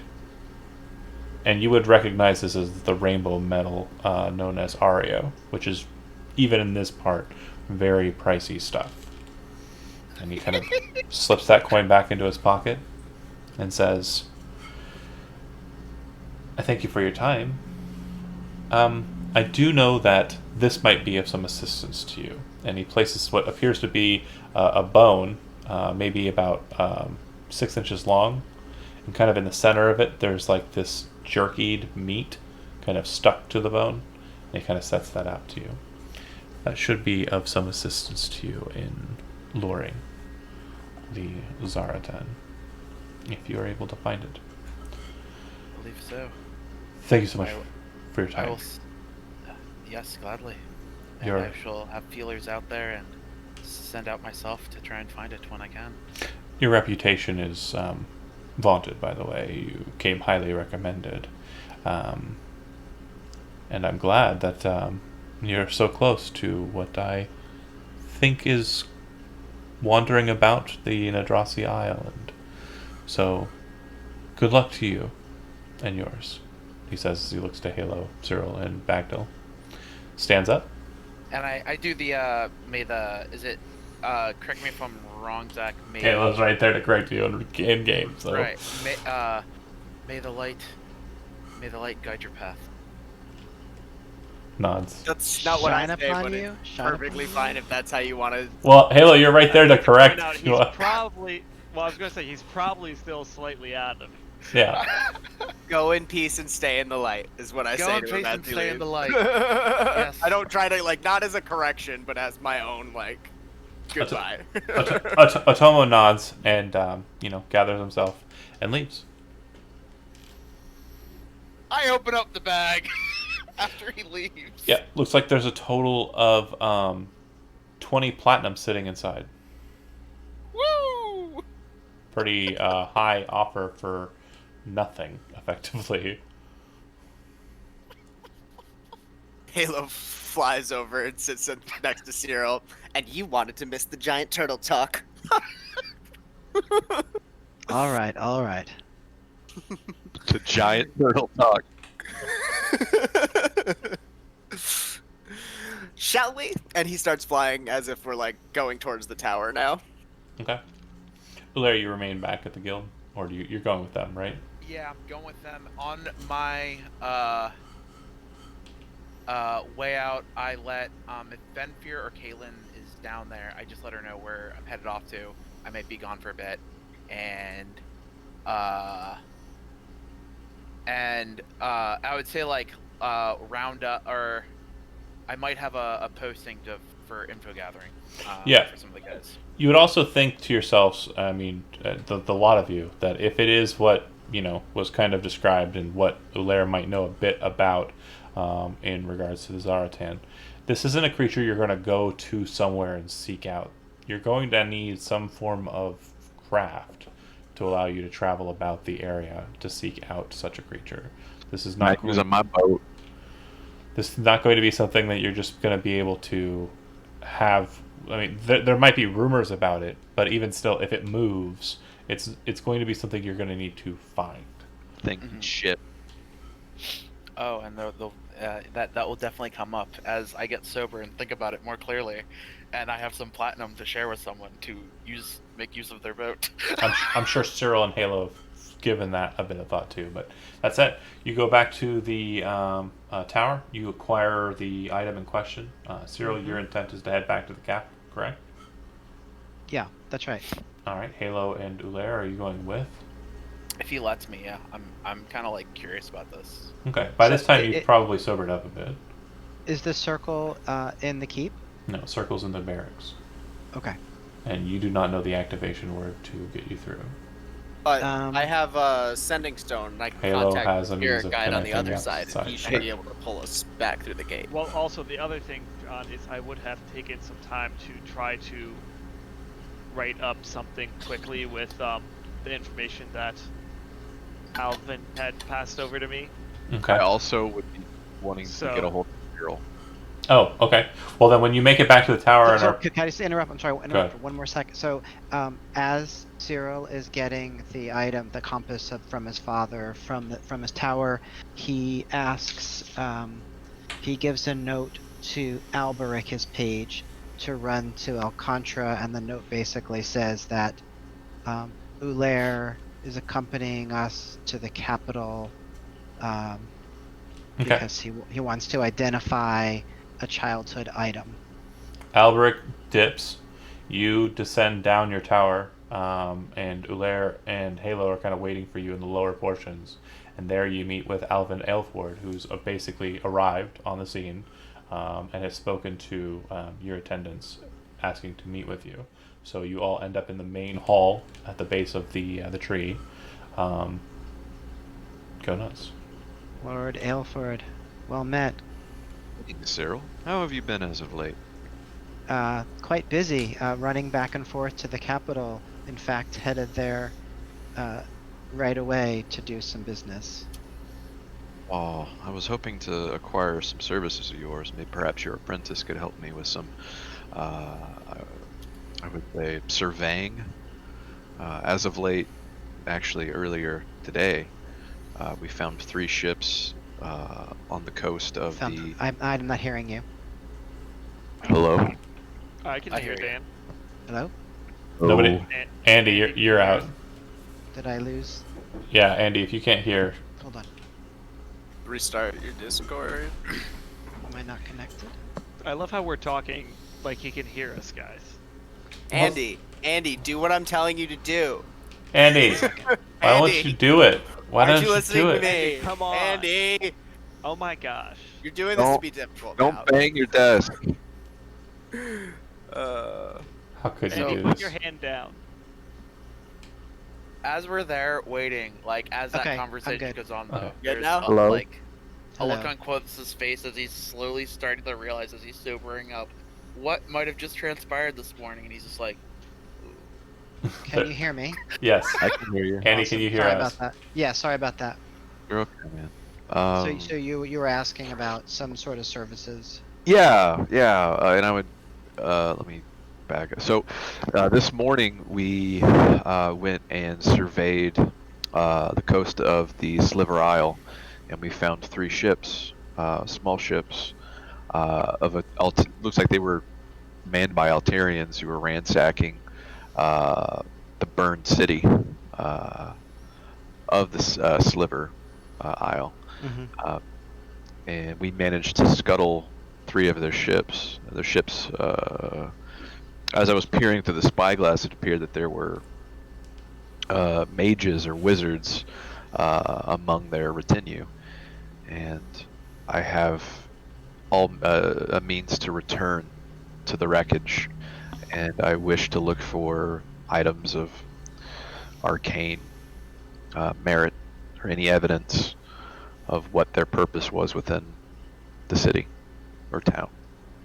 And I would need the assistance of an arcanist, either yourself or perhaps an apprentice of yours, someone that would have a better idea of what arcane items might be.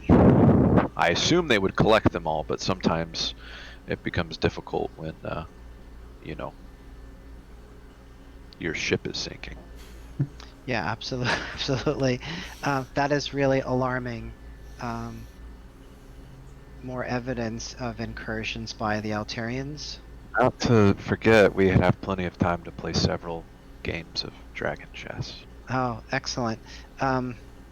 So, if this task must be done immediately, I could have my my apprentice Arave come with you. Stop for a second. Go ahead. You know that sending her off would not be something that you would be wanting Okay. to do. Altarian mages will destroy her, and What? Because she's an apprentice. because she's not gonna be able to stand against Okay, true that's cool. magic. Okay. So I have a brief errand that I need to take care of in the capital. How brief this is.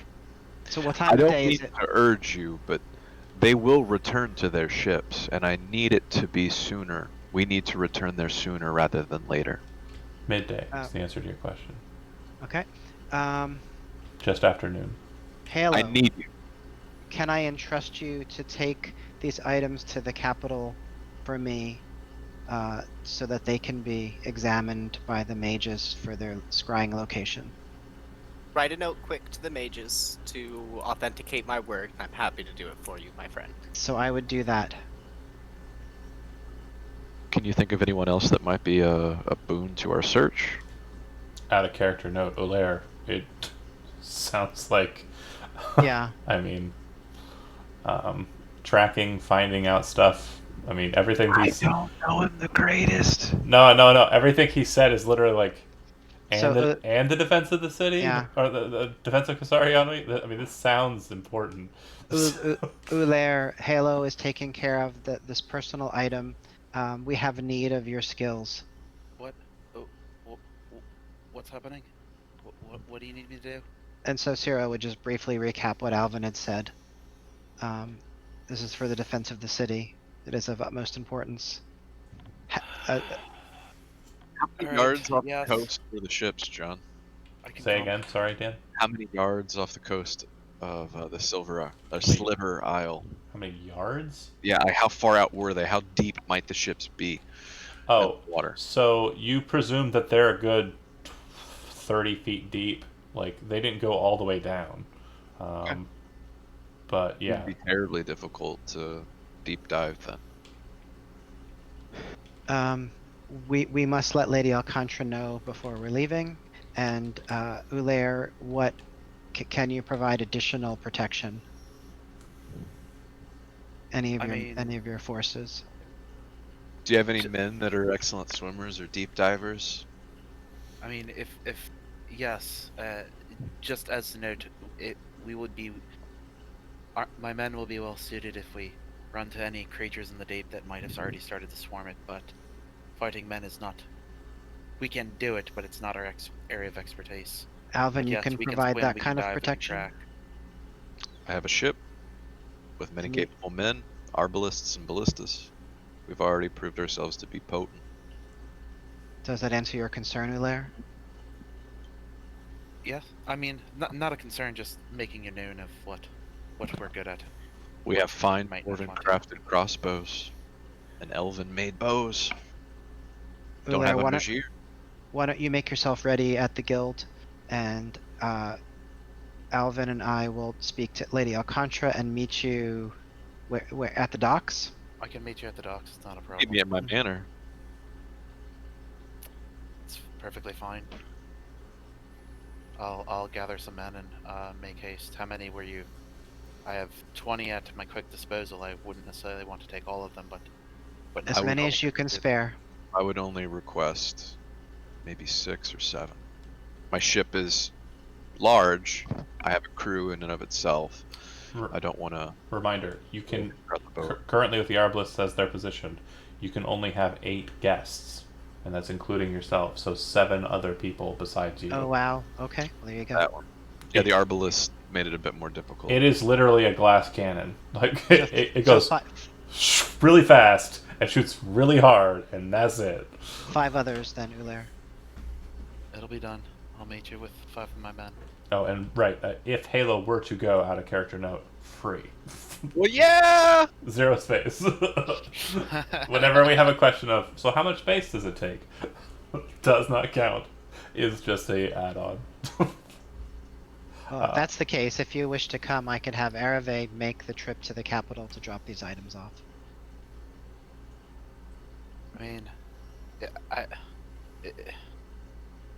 if I'm not going there, I would trust Halo.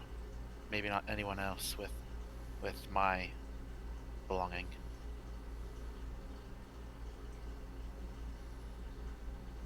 Zach?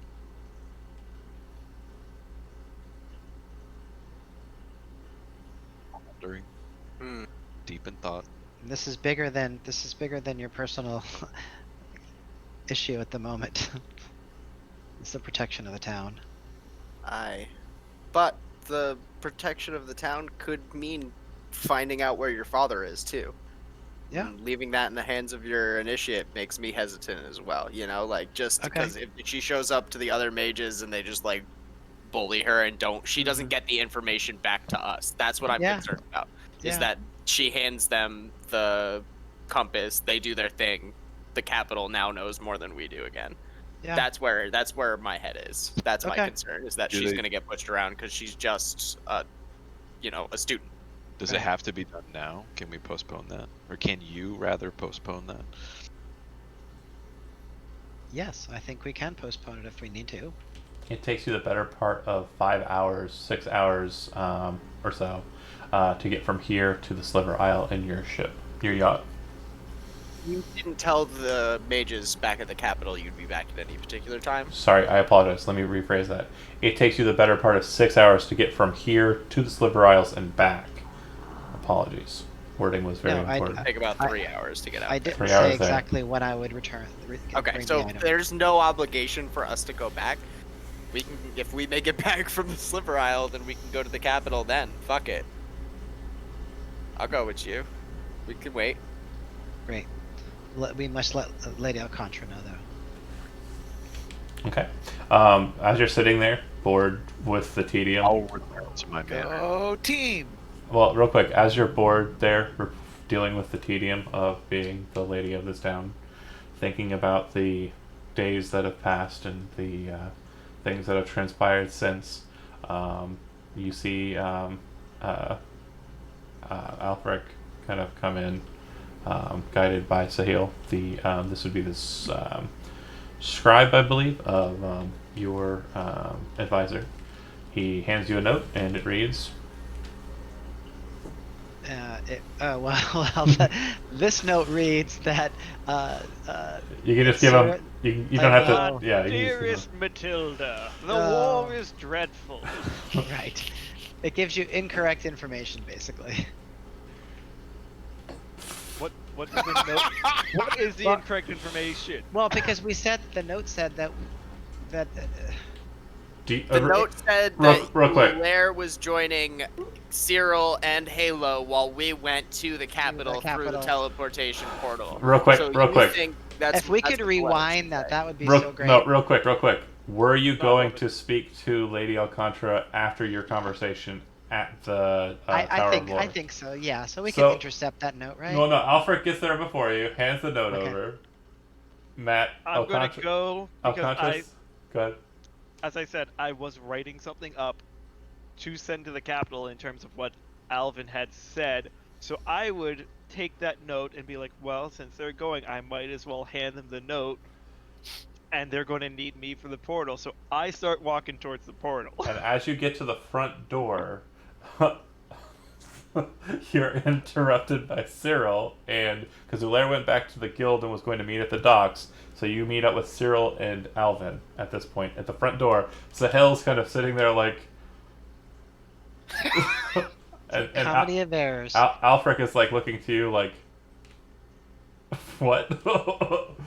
And of course, Cyril would explain the whole thing and what the new plan is. Yep, and Alfric dismisses himself. Huh.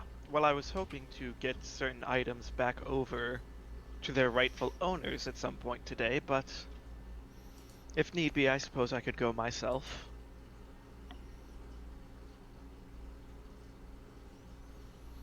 So, do you approve of our plan of making this trip to the Sliver Isle?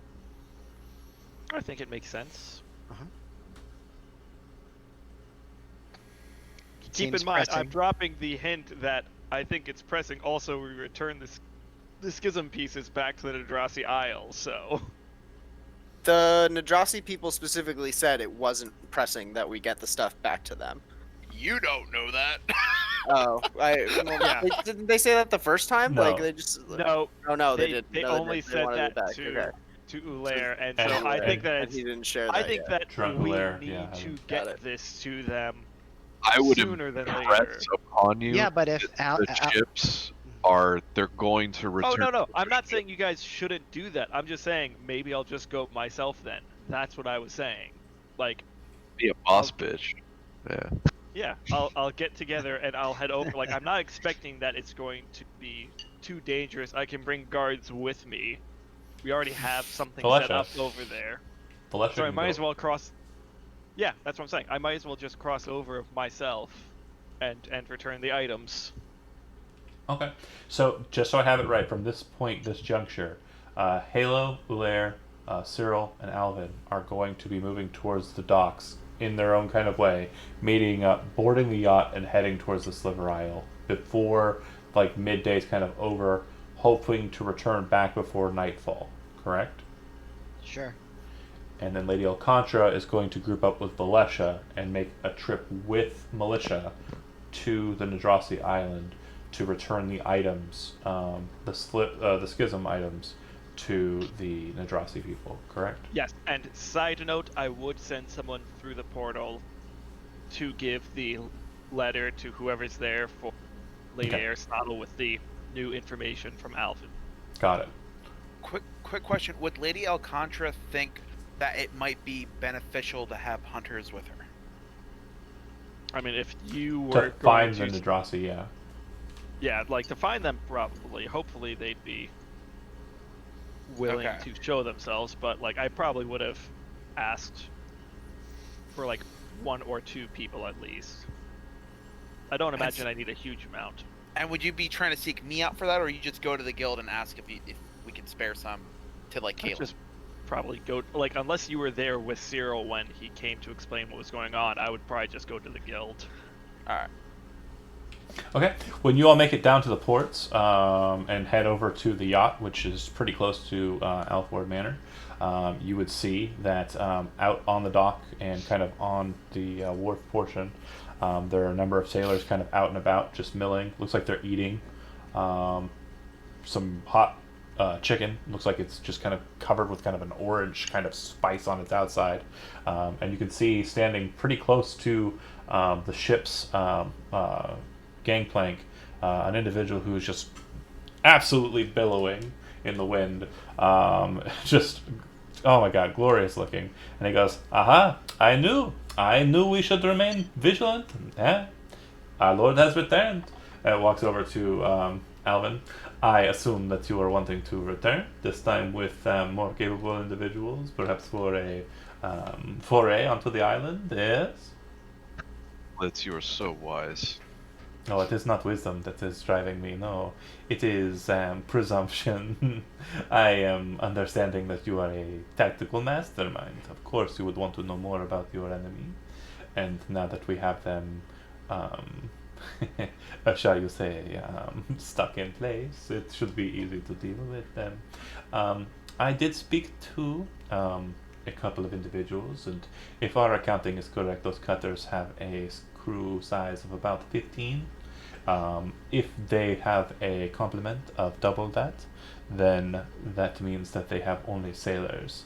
But my presumption is that their passenger allotment is probably more military-minded individuals, and so I presume there's anywhere between 3 and 12 wizard types, probably. And of course, the armored individuals might not have made it back to shore. We may have gotten lucky there, but I will tell you, I am capable in combat. And he gestures to the handle of his weapon, a just fine-looking elvish thin blade at his belt. But not many of the others here are going to be too much of assistance. They are very keen on tugging and pulling at ropes and buckling down when it's necessary, but I do not think they are capable-minded when it comes to dealing with Altarian troops. I think their sailors will probably be about the same, so it's about even there, but looks over to your group. Do you feel that you are capable enough combatants that you could take on perhaps anywhere between 3 and 12 mages and perhaps a dozen or so infantry or marines? They're mostly skilled monster hunters, but I'm known to be able to do quite well. I tell you, Altarian mages are one hell of a monster. They are a torturous lot. But if you mean to say that you are more akin to beasts and monstrosities, well, this might be a hard fight indeed. I will do my best to show you how it is done. Okay. Pat on the shoulder. With Do the you- armaments on the ship, do you think there's any way we could Use the pepper them arbalest. out from the arbalists? These are much better at shooting at more massive targets, but if we are lucky enough to hit one of them with it, I guarantee it will do the trick. You saw what it did to the reinforced hull of those cutters. Imagine if that was a person. It would fuck them up. I just do not know for sure if they are of that high marksman level that they'll be able to pick out a target like that. Yeah, I'd rather not waste our missiles. Yes, we only have so many. I believe we have about 5 more for each weapon. How quickly can we fashion more? It is not so much a purpose of fashioning it. If we wanted to just fire off pieces of wood, we could do that no problem. There's probably some at the boatyards we could acquire. However, these ballistas came with very specialized missiles, which are hardened in the front and reinforced with iron heads, and the back ends have stabilizing fins, which allow them to spiral in a very specific way when launched from the arbalest. That's just for the Arbalest. What about the ballistas? Are there particular munitions for those? I do not think the iron cores of the bolts that are being fired from the ballistas can be made I here. mean the munitions. I am telling you that the bolts that they fire are filled with an iron core. Oh, you said bolts. I thought you said boats. I am sorry, it is the accent. I am from Korash, so you can understand. My accent is a bit different. There are some people from Asnapol who have the accent, but that is fine. I understand. It's no insult taken. That said, I do not think we would be able to fashion the iron cores of the bolts here in Kasari-Yanli, as there are not too many skilled masters of the forge. However, there are, from what I understand, some old forges left behind by the dwarfs that once ruled this place, but I do not think that you would be able to fill them with capable individuals in such short notice, especially if it is your intent to leave now, and based on the look of you, that is what you are planning, yes? Yes, Flitz. I know we only have 5 missiles left, but I'd like to. Oh no, 5 missiles per weapon. Per weapon. I wish to take one of the missiles to my manor, to have it as something to. One from each. Only if they're each in unique design. The arbalest and the ballista have 2 different Yes, styles. please. That way we can try and mimic or fashion. Okay. Does that make sense? No, I understand. It does make sense. Say, and the Goliath kind of walks over. Yeah, boss. Can you get one of the ballista bolts and one of the arbalest bolts and put them on shore for me? And put them as close as you can to his house, yes? You got it, boss. After fashion, a Goliath comes back down the gangplank with one huge ballista bolt on one arm and one smaller arbalest bolt on the other, kind of like leaning into it to keep balance, and eventually he just kind of sets those over in where they go. Is he a good swimmer? No. Damn shame. Goliaths, they come from the mountains, and this individual, Gar, he is a very strong individual, does a lot of good movement and loading. He was quintessential in the positioning and establishment of your armaments, but he sinks like a rock. Okay. Alright. Are you boarding up and going now, or are there other preparations that you plan on doing? Is Ulair prepared? Yeah, we're ready to go. Let's go. Slightly bit of a tinge of a headache coming on, but good. Exacerbated by realizing some of the crazy stuff I said. Alright. The boat takes to the waters. I would beckon Cyril to my captain's quarters, where he would find a dragon chest set. Oh, lovely. Okay, nerd shit. Go ahead and roll your dragon chest stuff, but I wanted to talk to Alaire for a second. Do me a solid and roll me a Constitution saving throw there, guy. Oh, I love it. Yes! It's boat time. Oh boy. If only I'm I on were a boat. proficient. I got a Oh. 9! Yeah, dude. I will, yeah. It's Upchuck City. I don't know if you've ever had seasickness, but No. actually haven't, Oh, but that is so I've good. thrown up before. Ulair definitely has the seasickness. Everything is moving, but everything is staying stationary. And I it- mean, to be fair, I everything won't was do my moving pretty already. decent imitations of throwing up. He's hanging over the side. fair enough. We don't need the voice acting in that regard. The boat continues on. Give me the 2 dragon chess rolls real quick. You know, Dan, I'm gonna not waste my portent on this, although I'm really tempted to. Okay. So what do I do? Just a straight intelligence roll? It's a dragon chess if you're trained in it. It should be. You I give am him a 9, definitely. Andy. I am definitely. I know. I could give. I can give him a 7 or an 18. Yeah, But yeah. So you Oh, just roll an Jesus intelligence Christ. straight, I don't think I could even. I can't beat that. even with that 18. Not So- if I rolled an 18.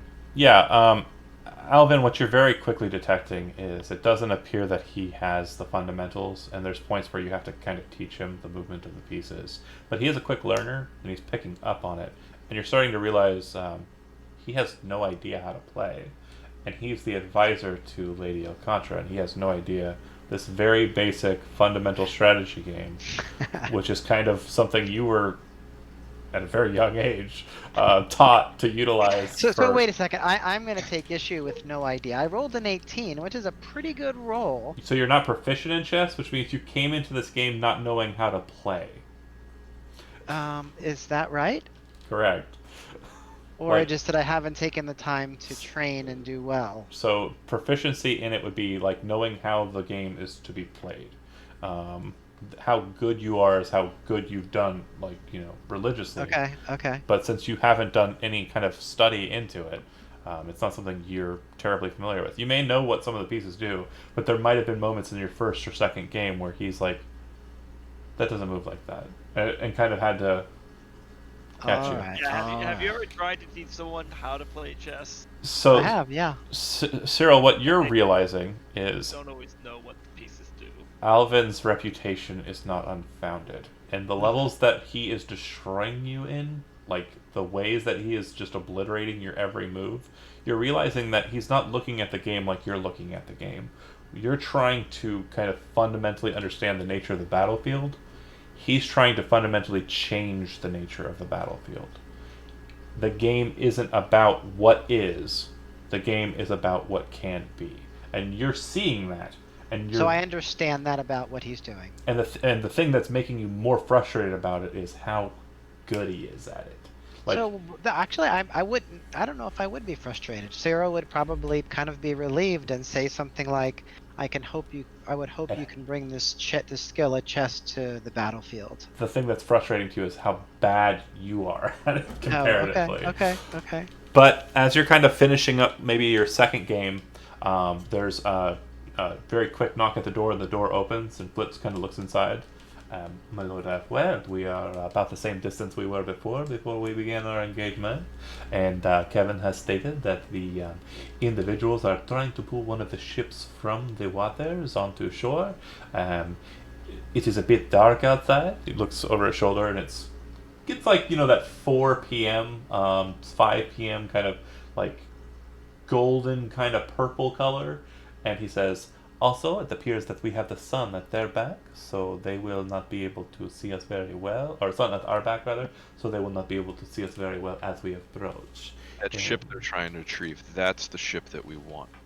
I assume so as well.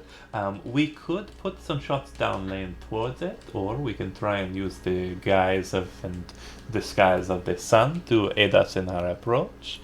It's entirely up to you what you would like to do. Let Kevin know to be quiet, and we'll approach subtly. Of course, I have made sure that he is not to blow any horns unless any preeminent attacks are made upon us. But he turns and walks out the door, leaving the door open for you two to kind of follow him back out onto the ship's deck. I finished the match with Andy in 2 moves. Smash, Hulk smash. It's more of a, okay, go. And Cyril's like, well, I This could, has and I been- could, and Cyril's like, really focus on it, and Alvin's like, no, just move any piece, it doesn't matter. Go. Okay. It's been quite an education, Alvin. I look forward to learning more about you. Do you listen to him saying that, or do you just leave? I have notes with Lydia Alcantara on the basics of Dragon Chess, if you wish to retrieve them from her. I've highlighted many passages on strategy. You will find parallels between politics, combat, sea travel, and dragon chess. And then, I appreciate your wisdom. So I'm glad that he didn't try to just dunk me like you were hoping you would do, John, fair. and that he's sort of taking it for like a good learning experience. Fair. Lair, you're past your royal. It's now kind of just a dry heave on occasion, but nothing like whoop. Halo, you're kind of a... when they come upstairs, what they see is Fritz at the helm, like manning the ship, and over Flitz. Fritz is back, like going off to the side, and standing up by the helm is like a mini version of Flitz's cape on Halo. He has turned his cloak of many fashions into his like a little mini me cape, and you see him just like heroically billowing up by the front of the cape, just this like little tiny like 9-inch tall version of like Flitz. That's awesome. But the two of you are kind of conscious enough and aware enough that you're kind of seeing the scene as I've explained it. You can see the island. You can't see too much about the details of the island because you are a ways away. You can see the ships, and it does look like they're definitely not in a position a ship should be in. They are kind of nose down instead of flat. The sun does appear to be kind of shining very brightly on the island, kind of from behind you.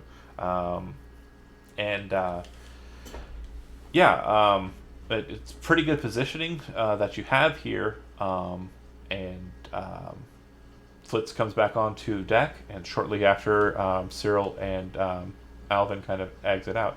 Do the two of you have any questions before they come out that you want to like look at, investigate, try to get more information about? Just want to make sure that's open to you before we get to the whole board on the table. I mean, I would want to peer through the spyglass and see if there's anyone on land currently, right? And are they mages? Is there anybody supervising? Who's the talky guy telling everybody what to do? Mm-hmm. Who's that guy? Flitz, Because he needs to die. Flitz hands you the spyglass, and then you see him pull out another one. I picked one up on your account in the marketplace. I hope that's okay. Of course. He grins and kind of gives a bead down, and then after doing so, kind of points. That one there in the red robes appears to be the one that has been leading, according to what Kevin has been able to cite. And Kevin kind of up Fucking above. love Kevin. Well, you look up at Kevin, and he waves, and in one hand he's got a spyglass, and he goes, "Oh, I apologize. It was 2 that I got." Fuck it, let's get 50. You know they're not cheap. They're 1,000 gold. No, they're pieces a 1,000. piece. Kevin gets one. Yeah, Kevin has one. Kevin gets one. He looks jazzed about it. Actually, just a green bottle. Yeah. With a message in it.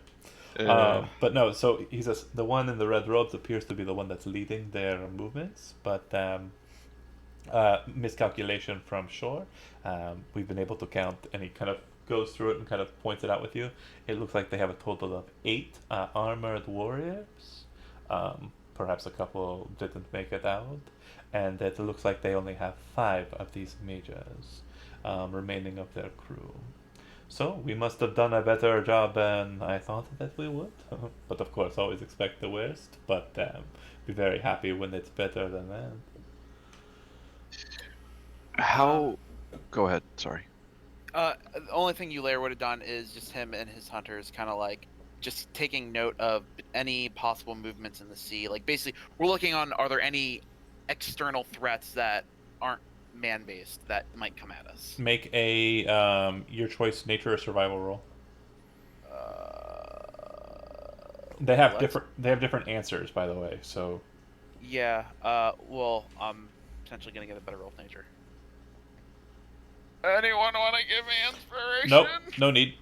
Alright. So you have advantage on nature rolls for the specific thing because it's something that is kind of telling to the regard.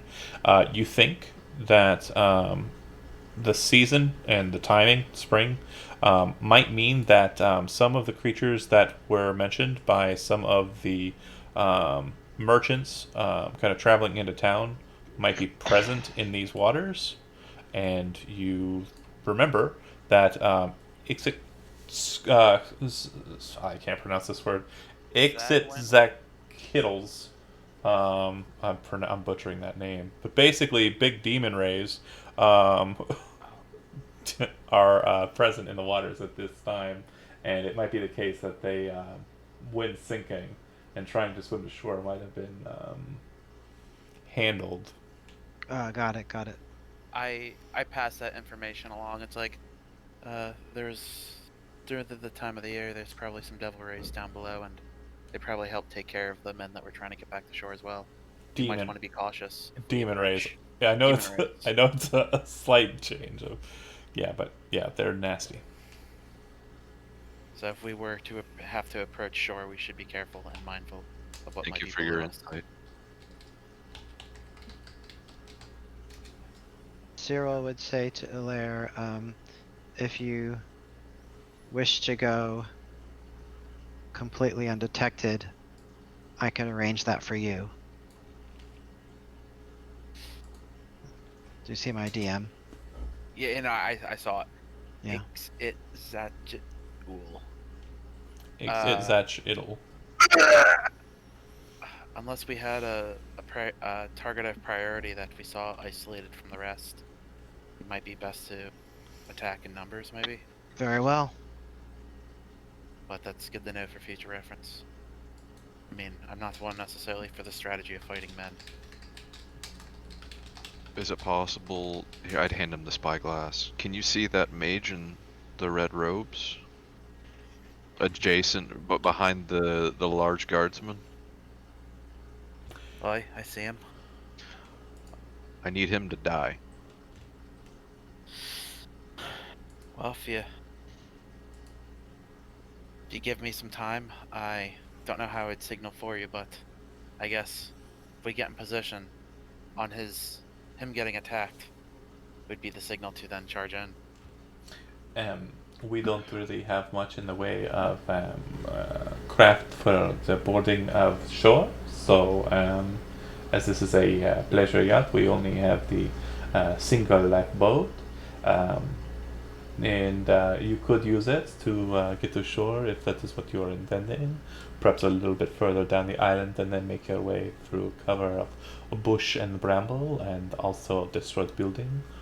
Make your way that way if that is your goal.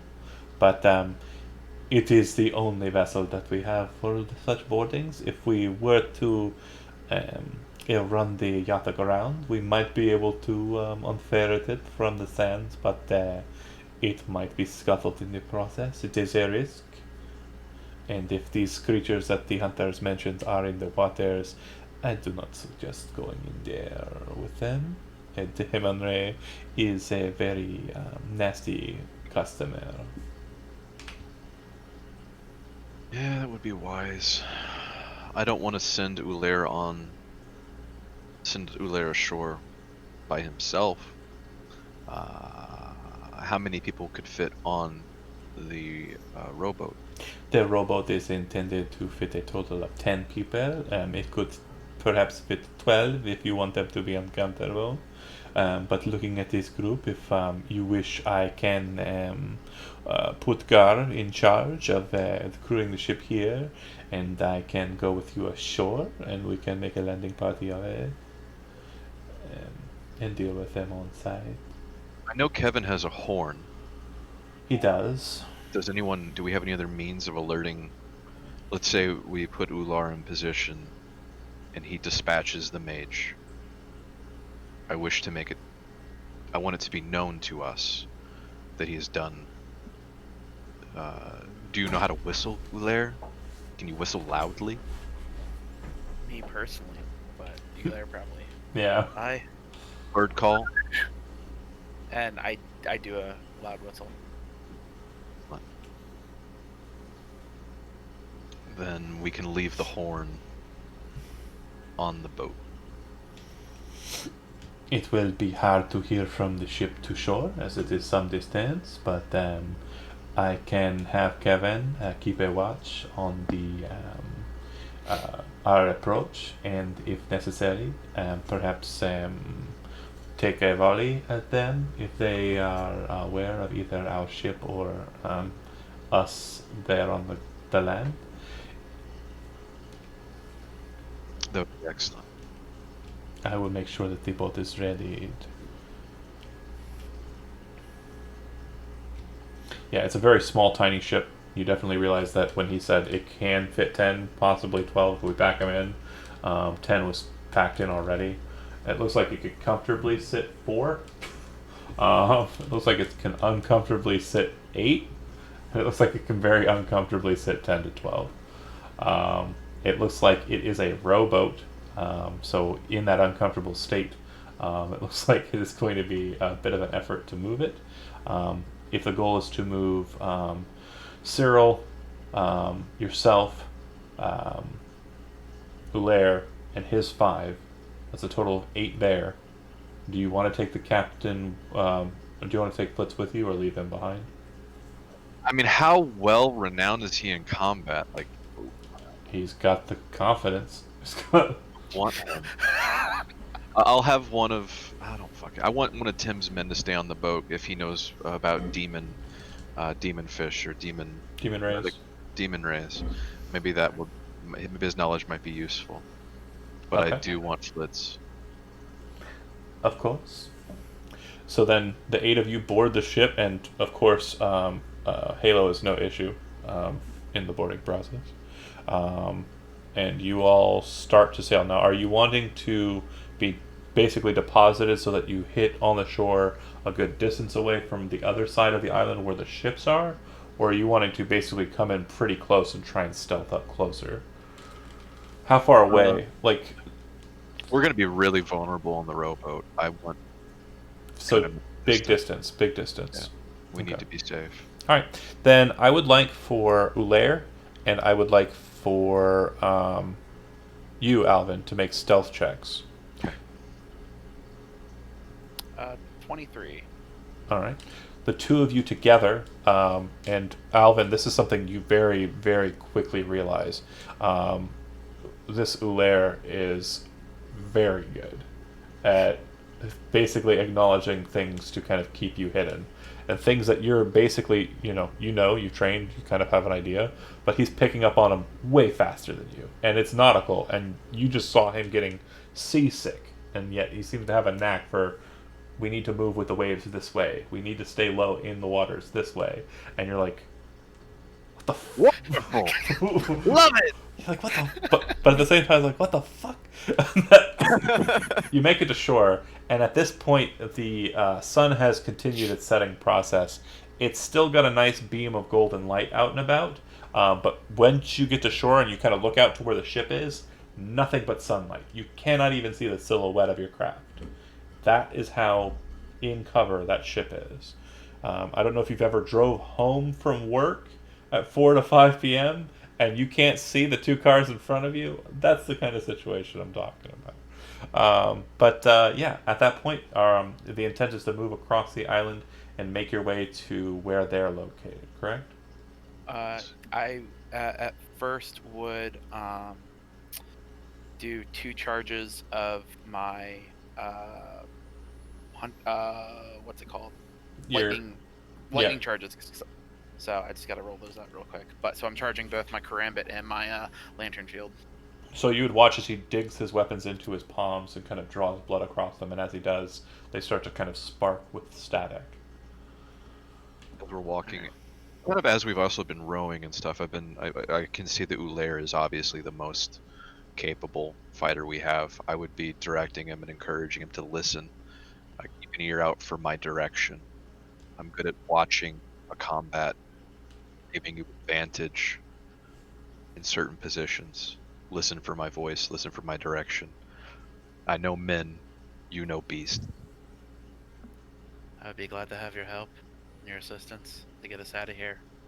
No casualties. Except on their end, that is. Halo leans over to Cyril. Awful lot of talking for a stealth mission. Like in the boat and stuff. I know, right? I know. So you guys are like all stealthy, like stealth, and Flitz is just kind of walking, and you guys like hide, and he's like, okay, I'm sorry, excuse me, I did not mean to stand out.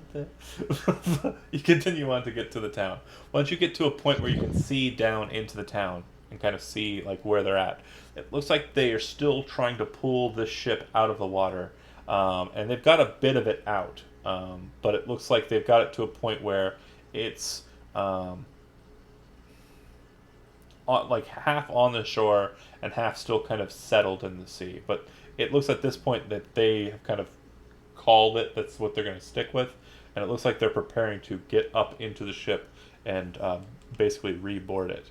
And as that's happening, you can see that there are 3 mages in this kind of like near a campsite that they've kind of started to prepare, and the warriors are basically the ones that are reboarding the craft, along with 2 of the other mages that I had mentioned. So total of, again, 5 mages, 8 warriors. That said, as you basically see and are preparing your ambush, we're going to go ahead and cut from that scene to the bridge. You've spent the better portion of 5 hours or so, 6 hours or so. You're probably giving it one of those in character and out of character. But you and your company have moved out of Kasari Yanwi and have made it to the Nadrasi Island. The hunters make short work of finding the Nadrasi people as if they were expecting you. And out of the fog comes the familiar, very familiar looking individual, the apparent brother of Clothis. And leader of the Nadrasi people. He looks to you and says, "So, you have them?" You're muted. I do. Then we will take them in transaction. None of your troops have moved onto the island as of yet. I was expecting more haste in the matter.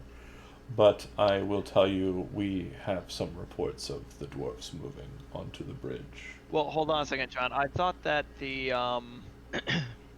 I want to say the Thunder Troops, but I know that's not the right. Twilight Knights. The Twilight Knights, right? So I thought those guys had moved on to the Nadrasi. some of them have. He says he's not seen them. Okay. Cool. But there has been movement of the dwarves on the other side of the bridge. It does seem that they are taking their section of the bridge over. Well, I think our forces should hopefully be able to hold them off. I would hope so as well. We will aid you in the defense of the island, and that is all, as has already been previously discussed. Of course. I was wondering if I could have a word with you.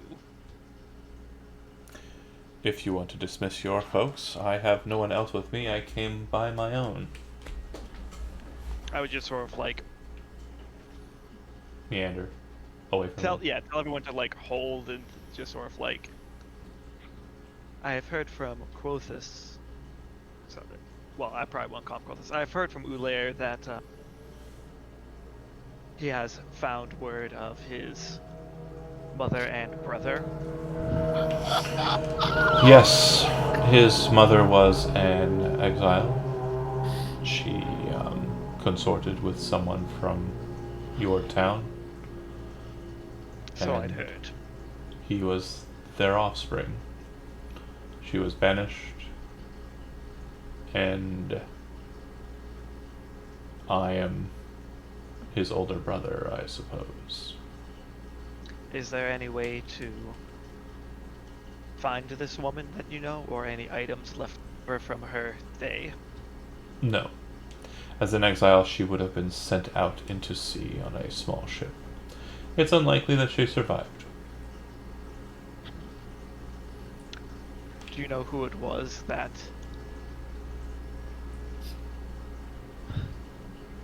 she dallied with, I suppose you could put it?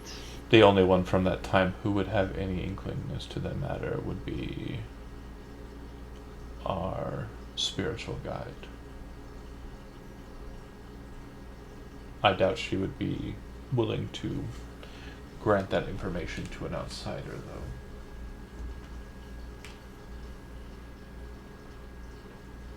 Perhaps not. and I would hand him the items and walk off. Very good. Make an insight check before you leave. Or perception, rather. Perception. Oh, dang it, I was hoping insight because I'd actually just put expertise into insight. Sorry. I guess you can do either. Pick one. They have different Okay. results. Yeah, I'm going to do the insight because, again, I put some stuff into it. 17. Okay.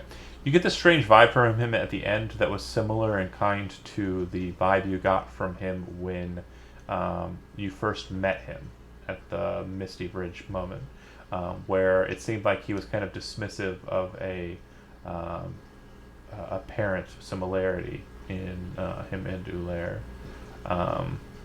But there's this kind of moment where it feels like he's kind of having a similar kind of feeling now, after you kind of discussed the mother and her disappearance. Like, just the topic, this conversation, Yeah. seems to kind of upset him somehow. It's okay. I think I got my point across to him then. Okay. All right. You head back. All right. Okay. Honestly, this is a pretty good stopping point. We'll begin next session with the assault on the town of Sliver, which will prove to be the first combat we have in a game that's run 7 sessions. The first real. I'm not even there That's for not it. true. Leaf and I survived our mermaid attack. The first real combat. Where you are engaging and initiatives will be rolled and there will be a battle map. It'll be great.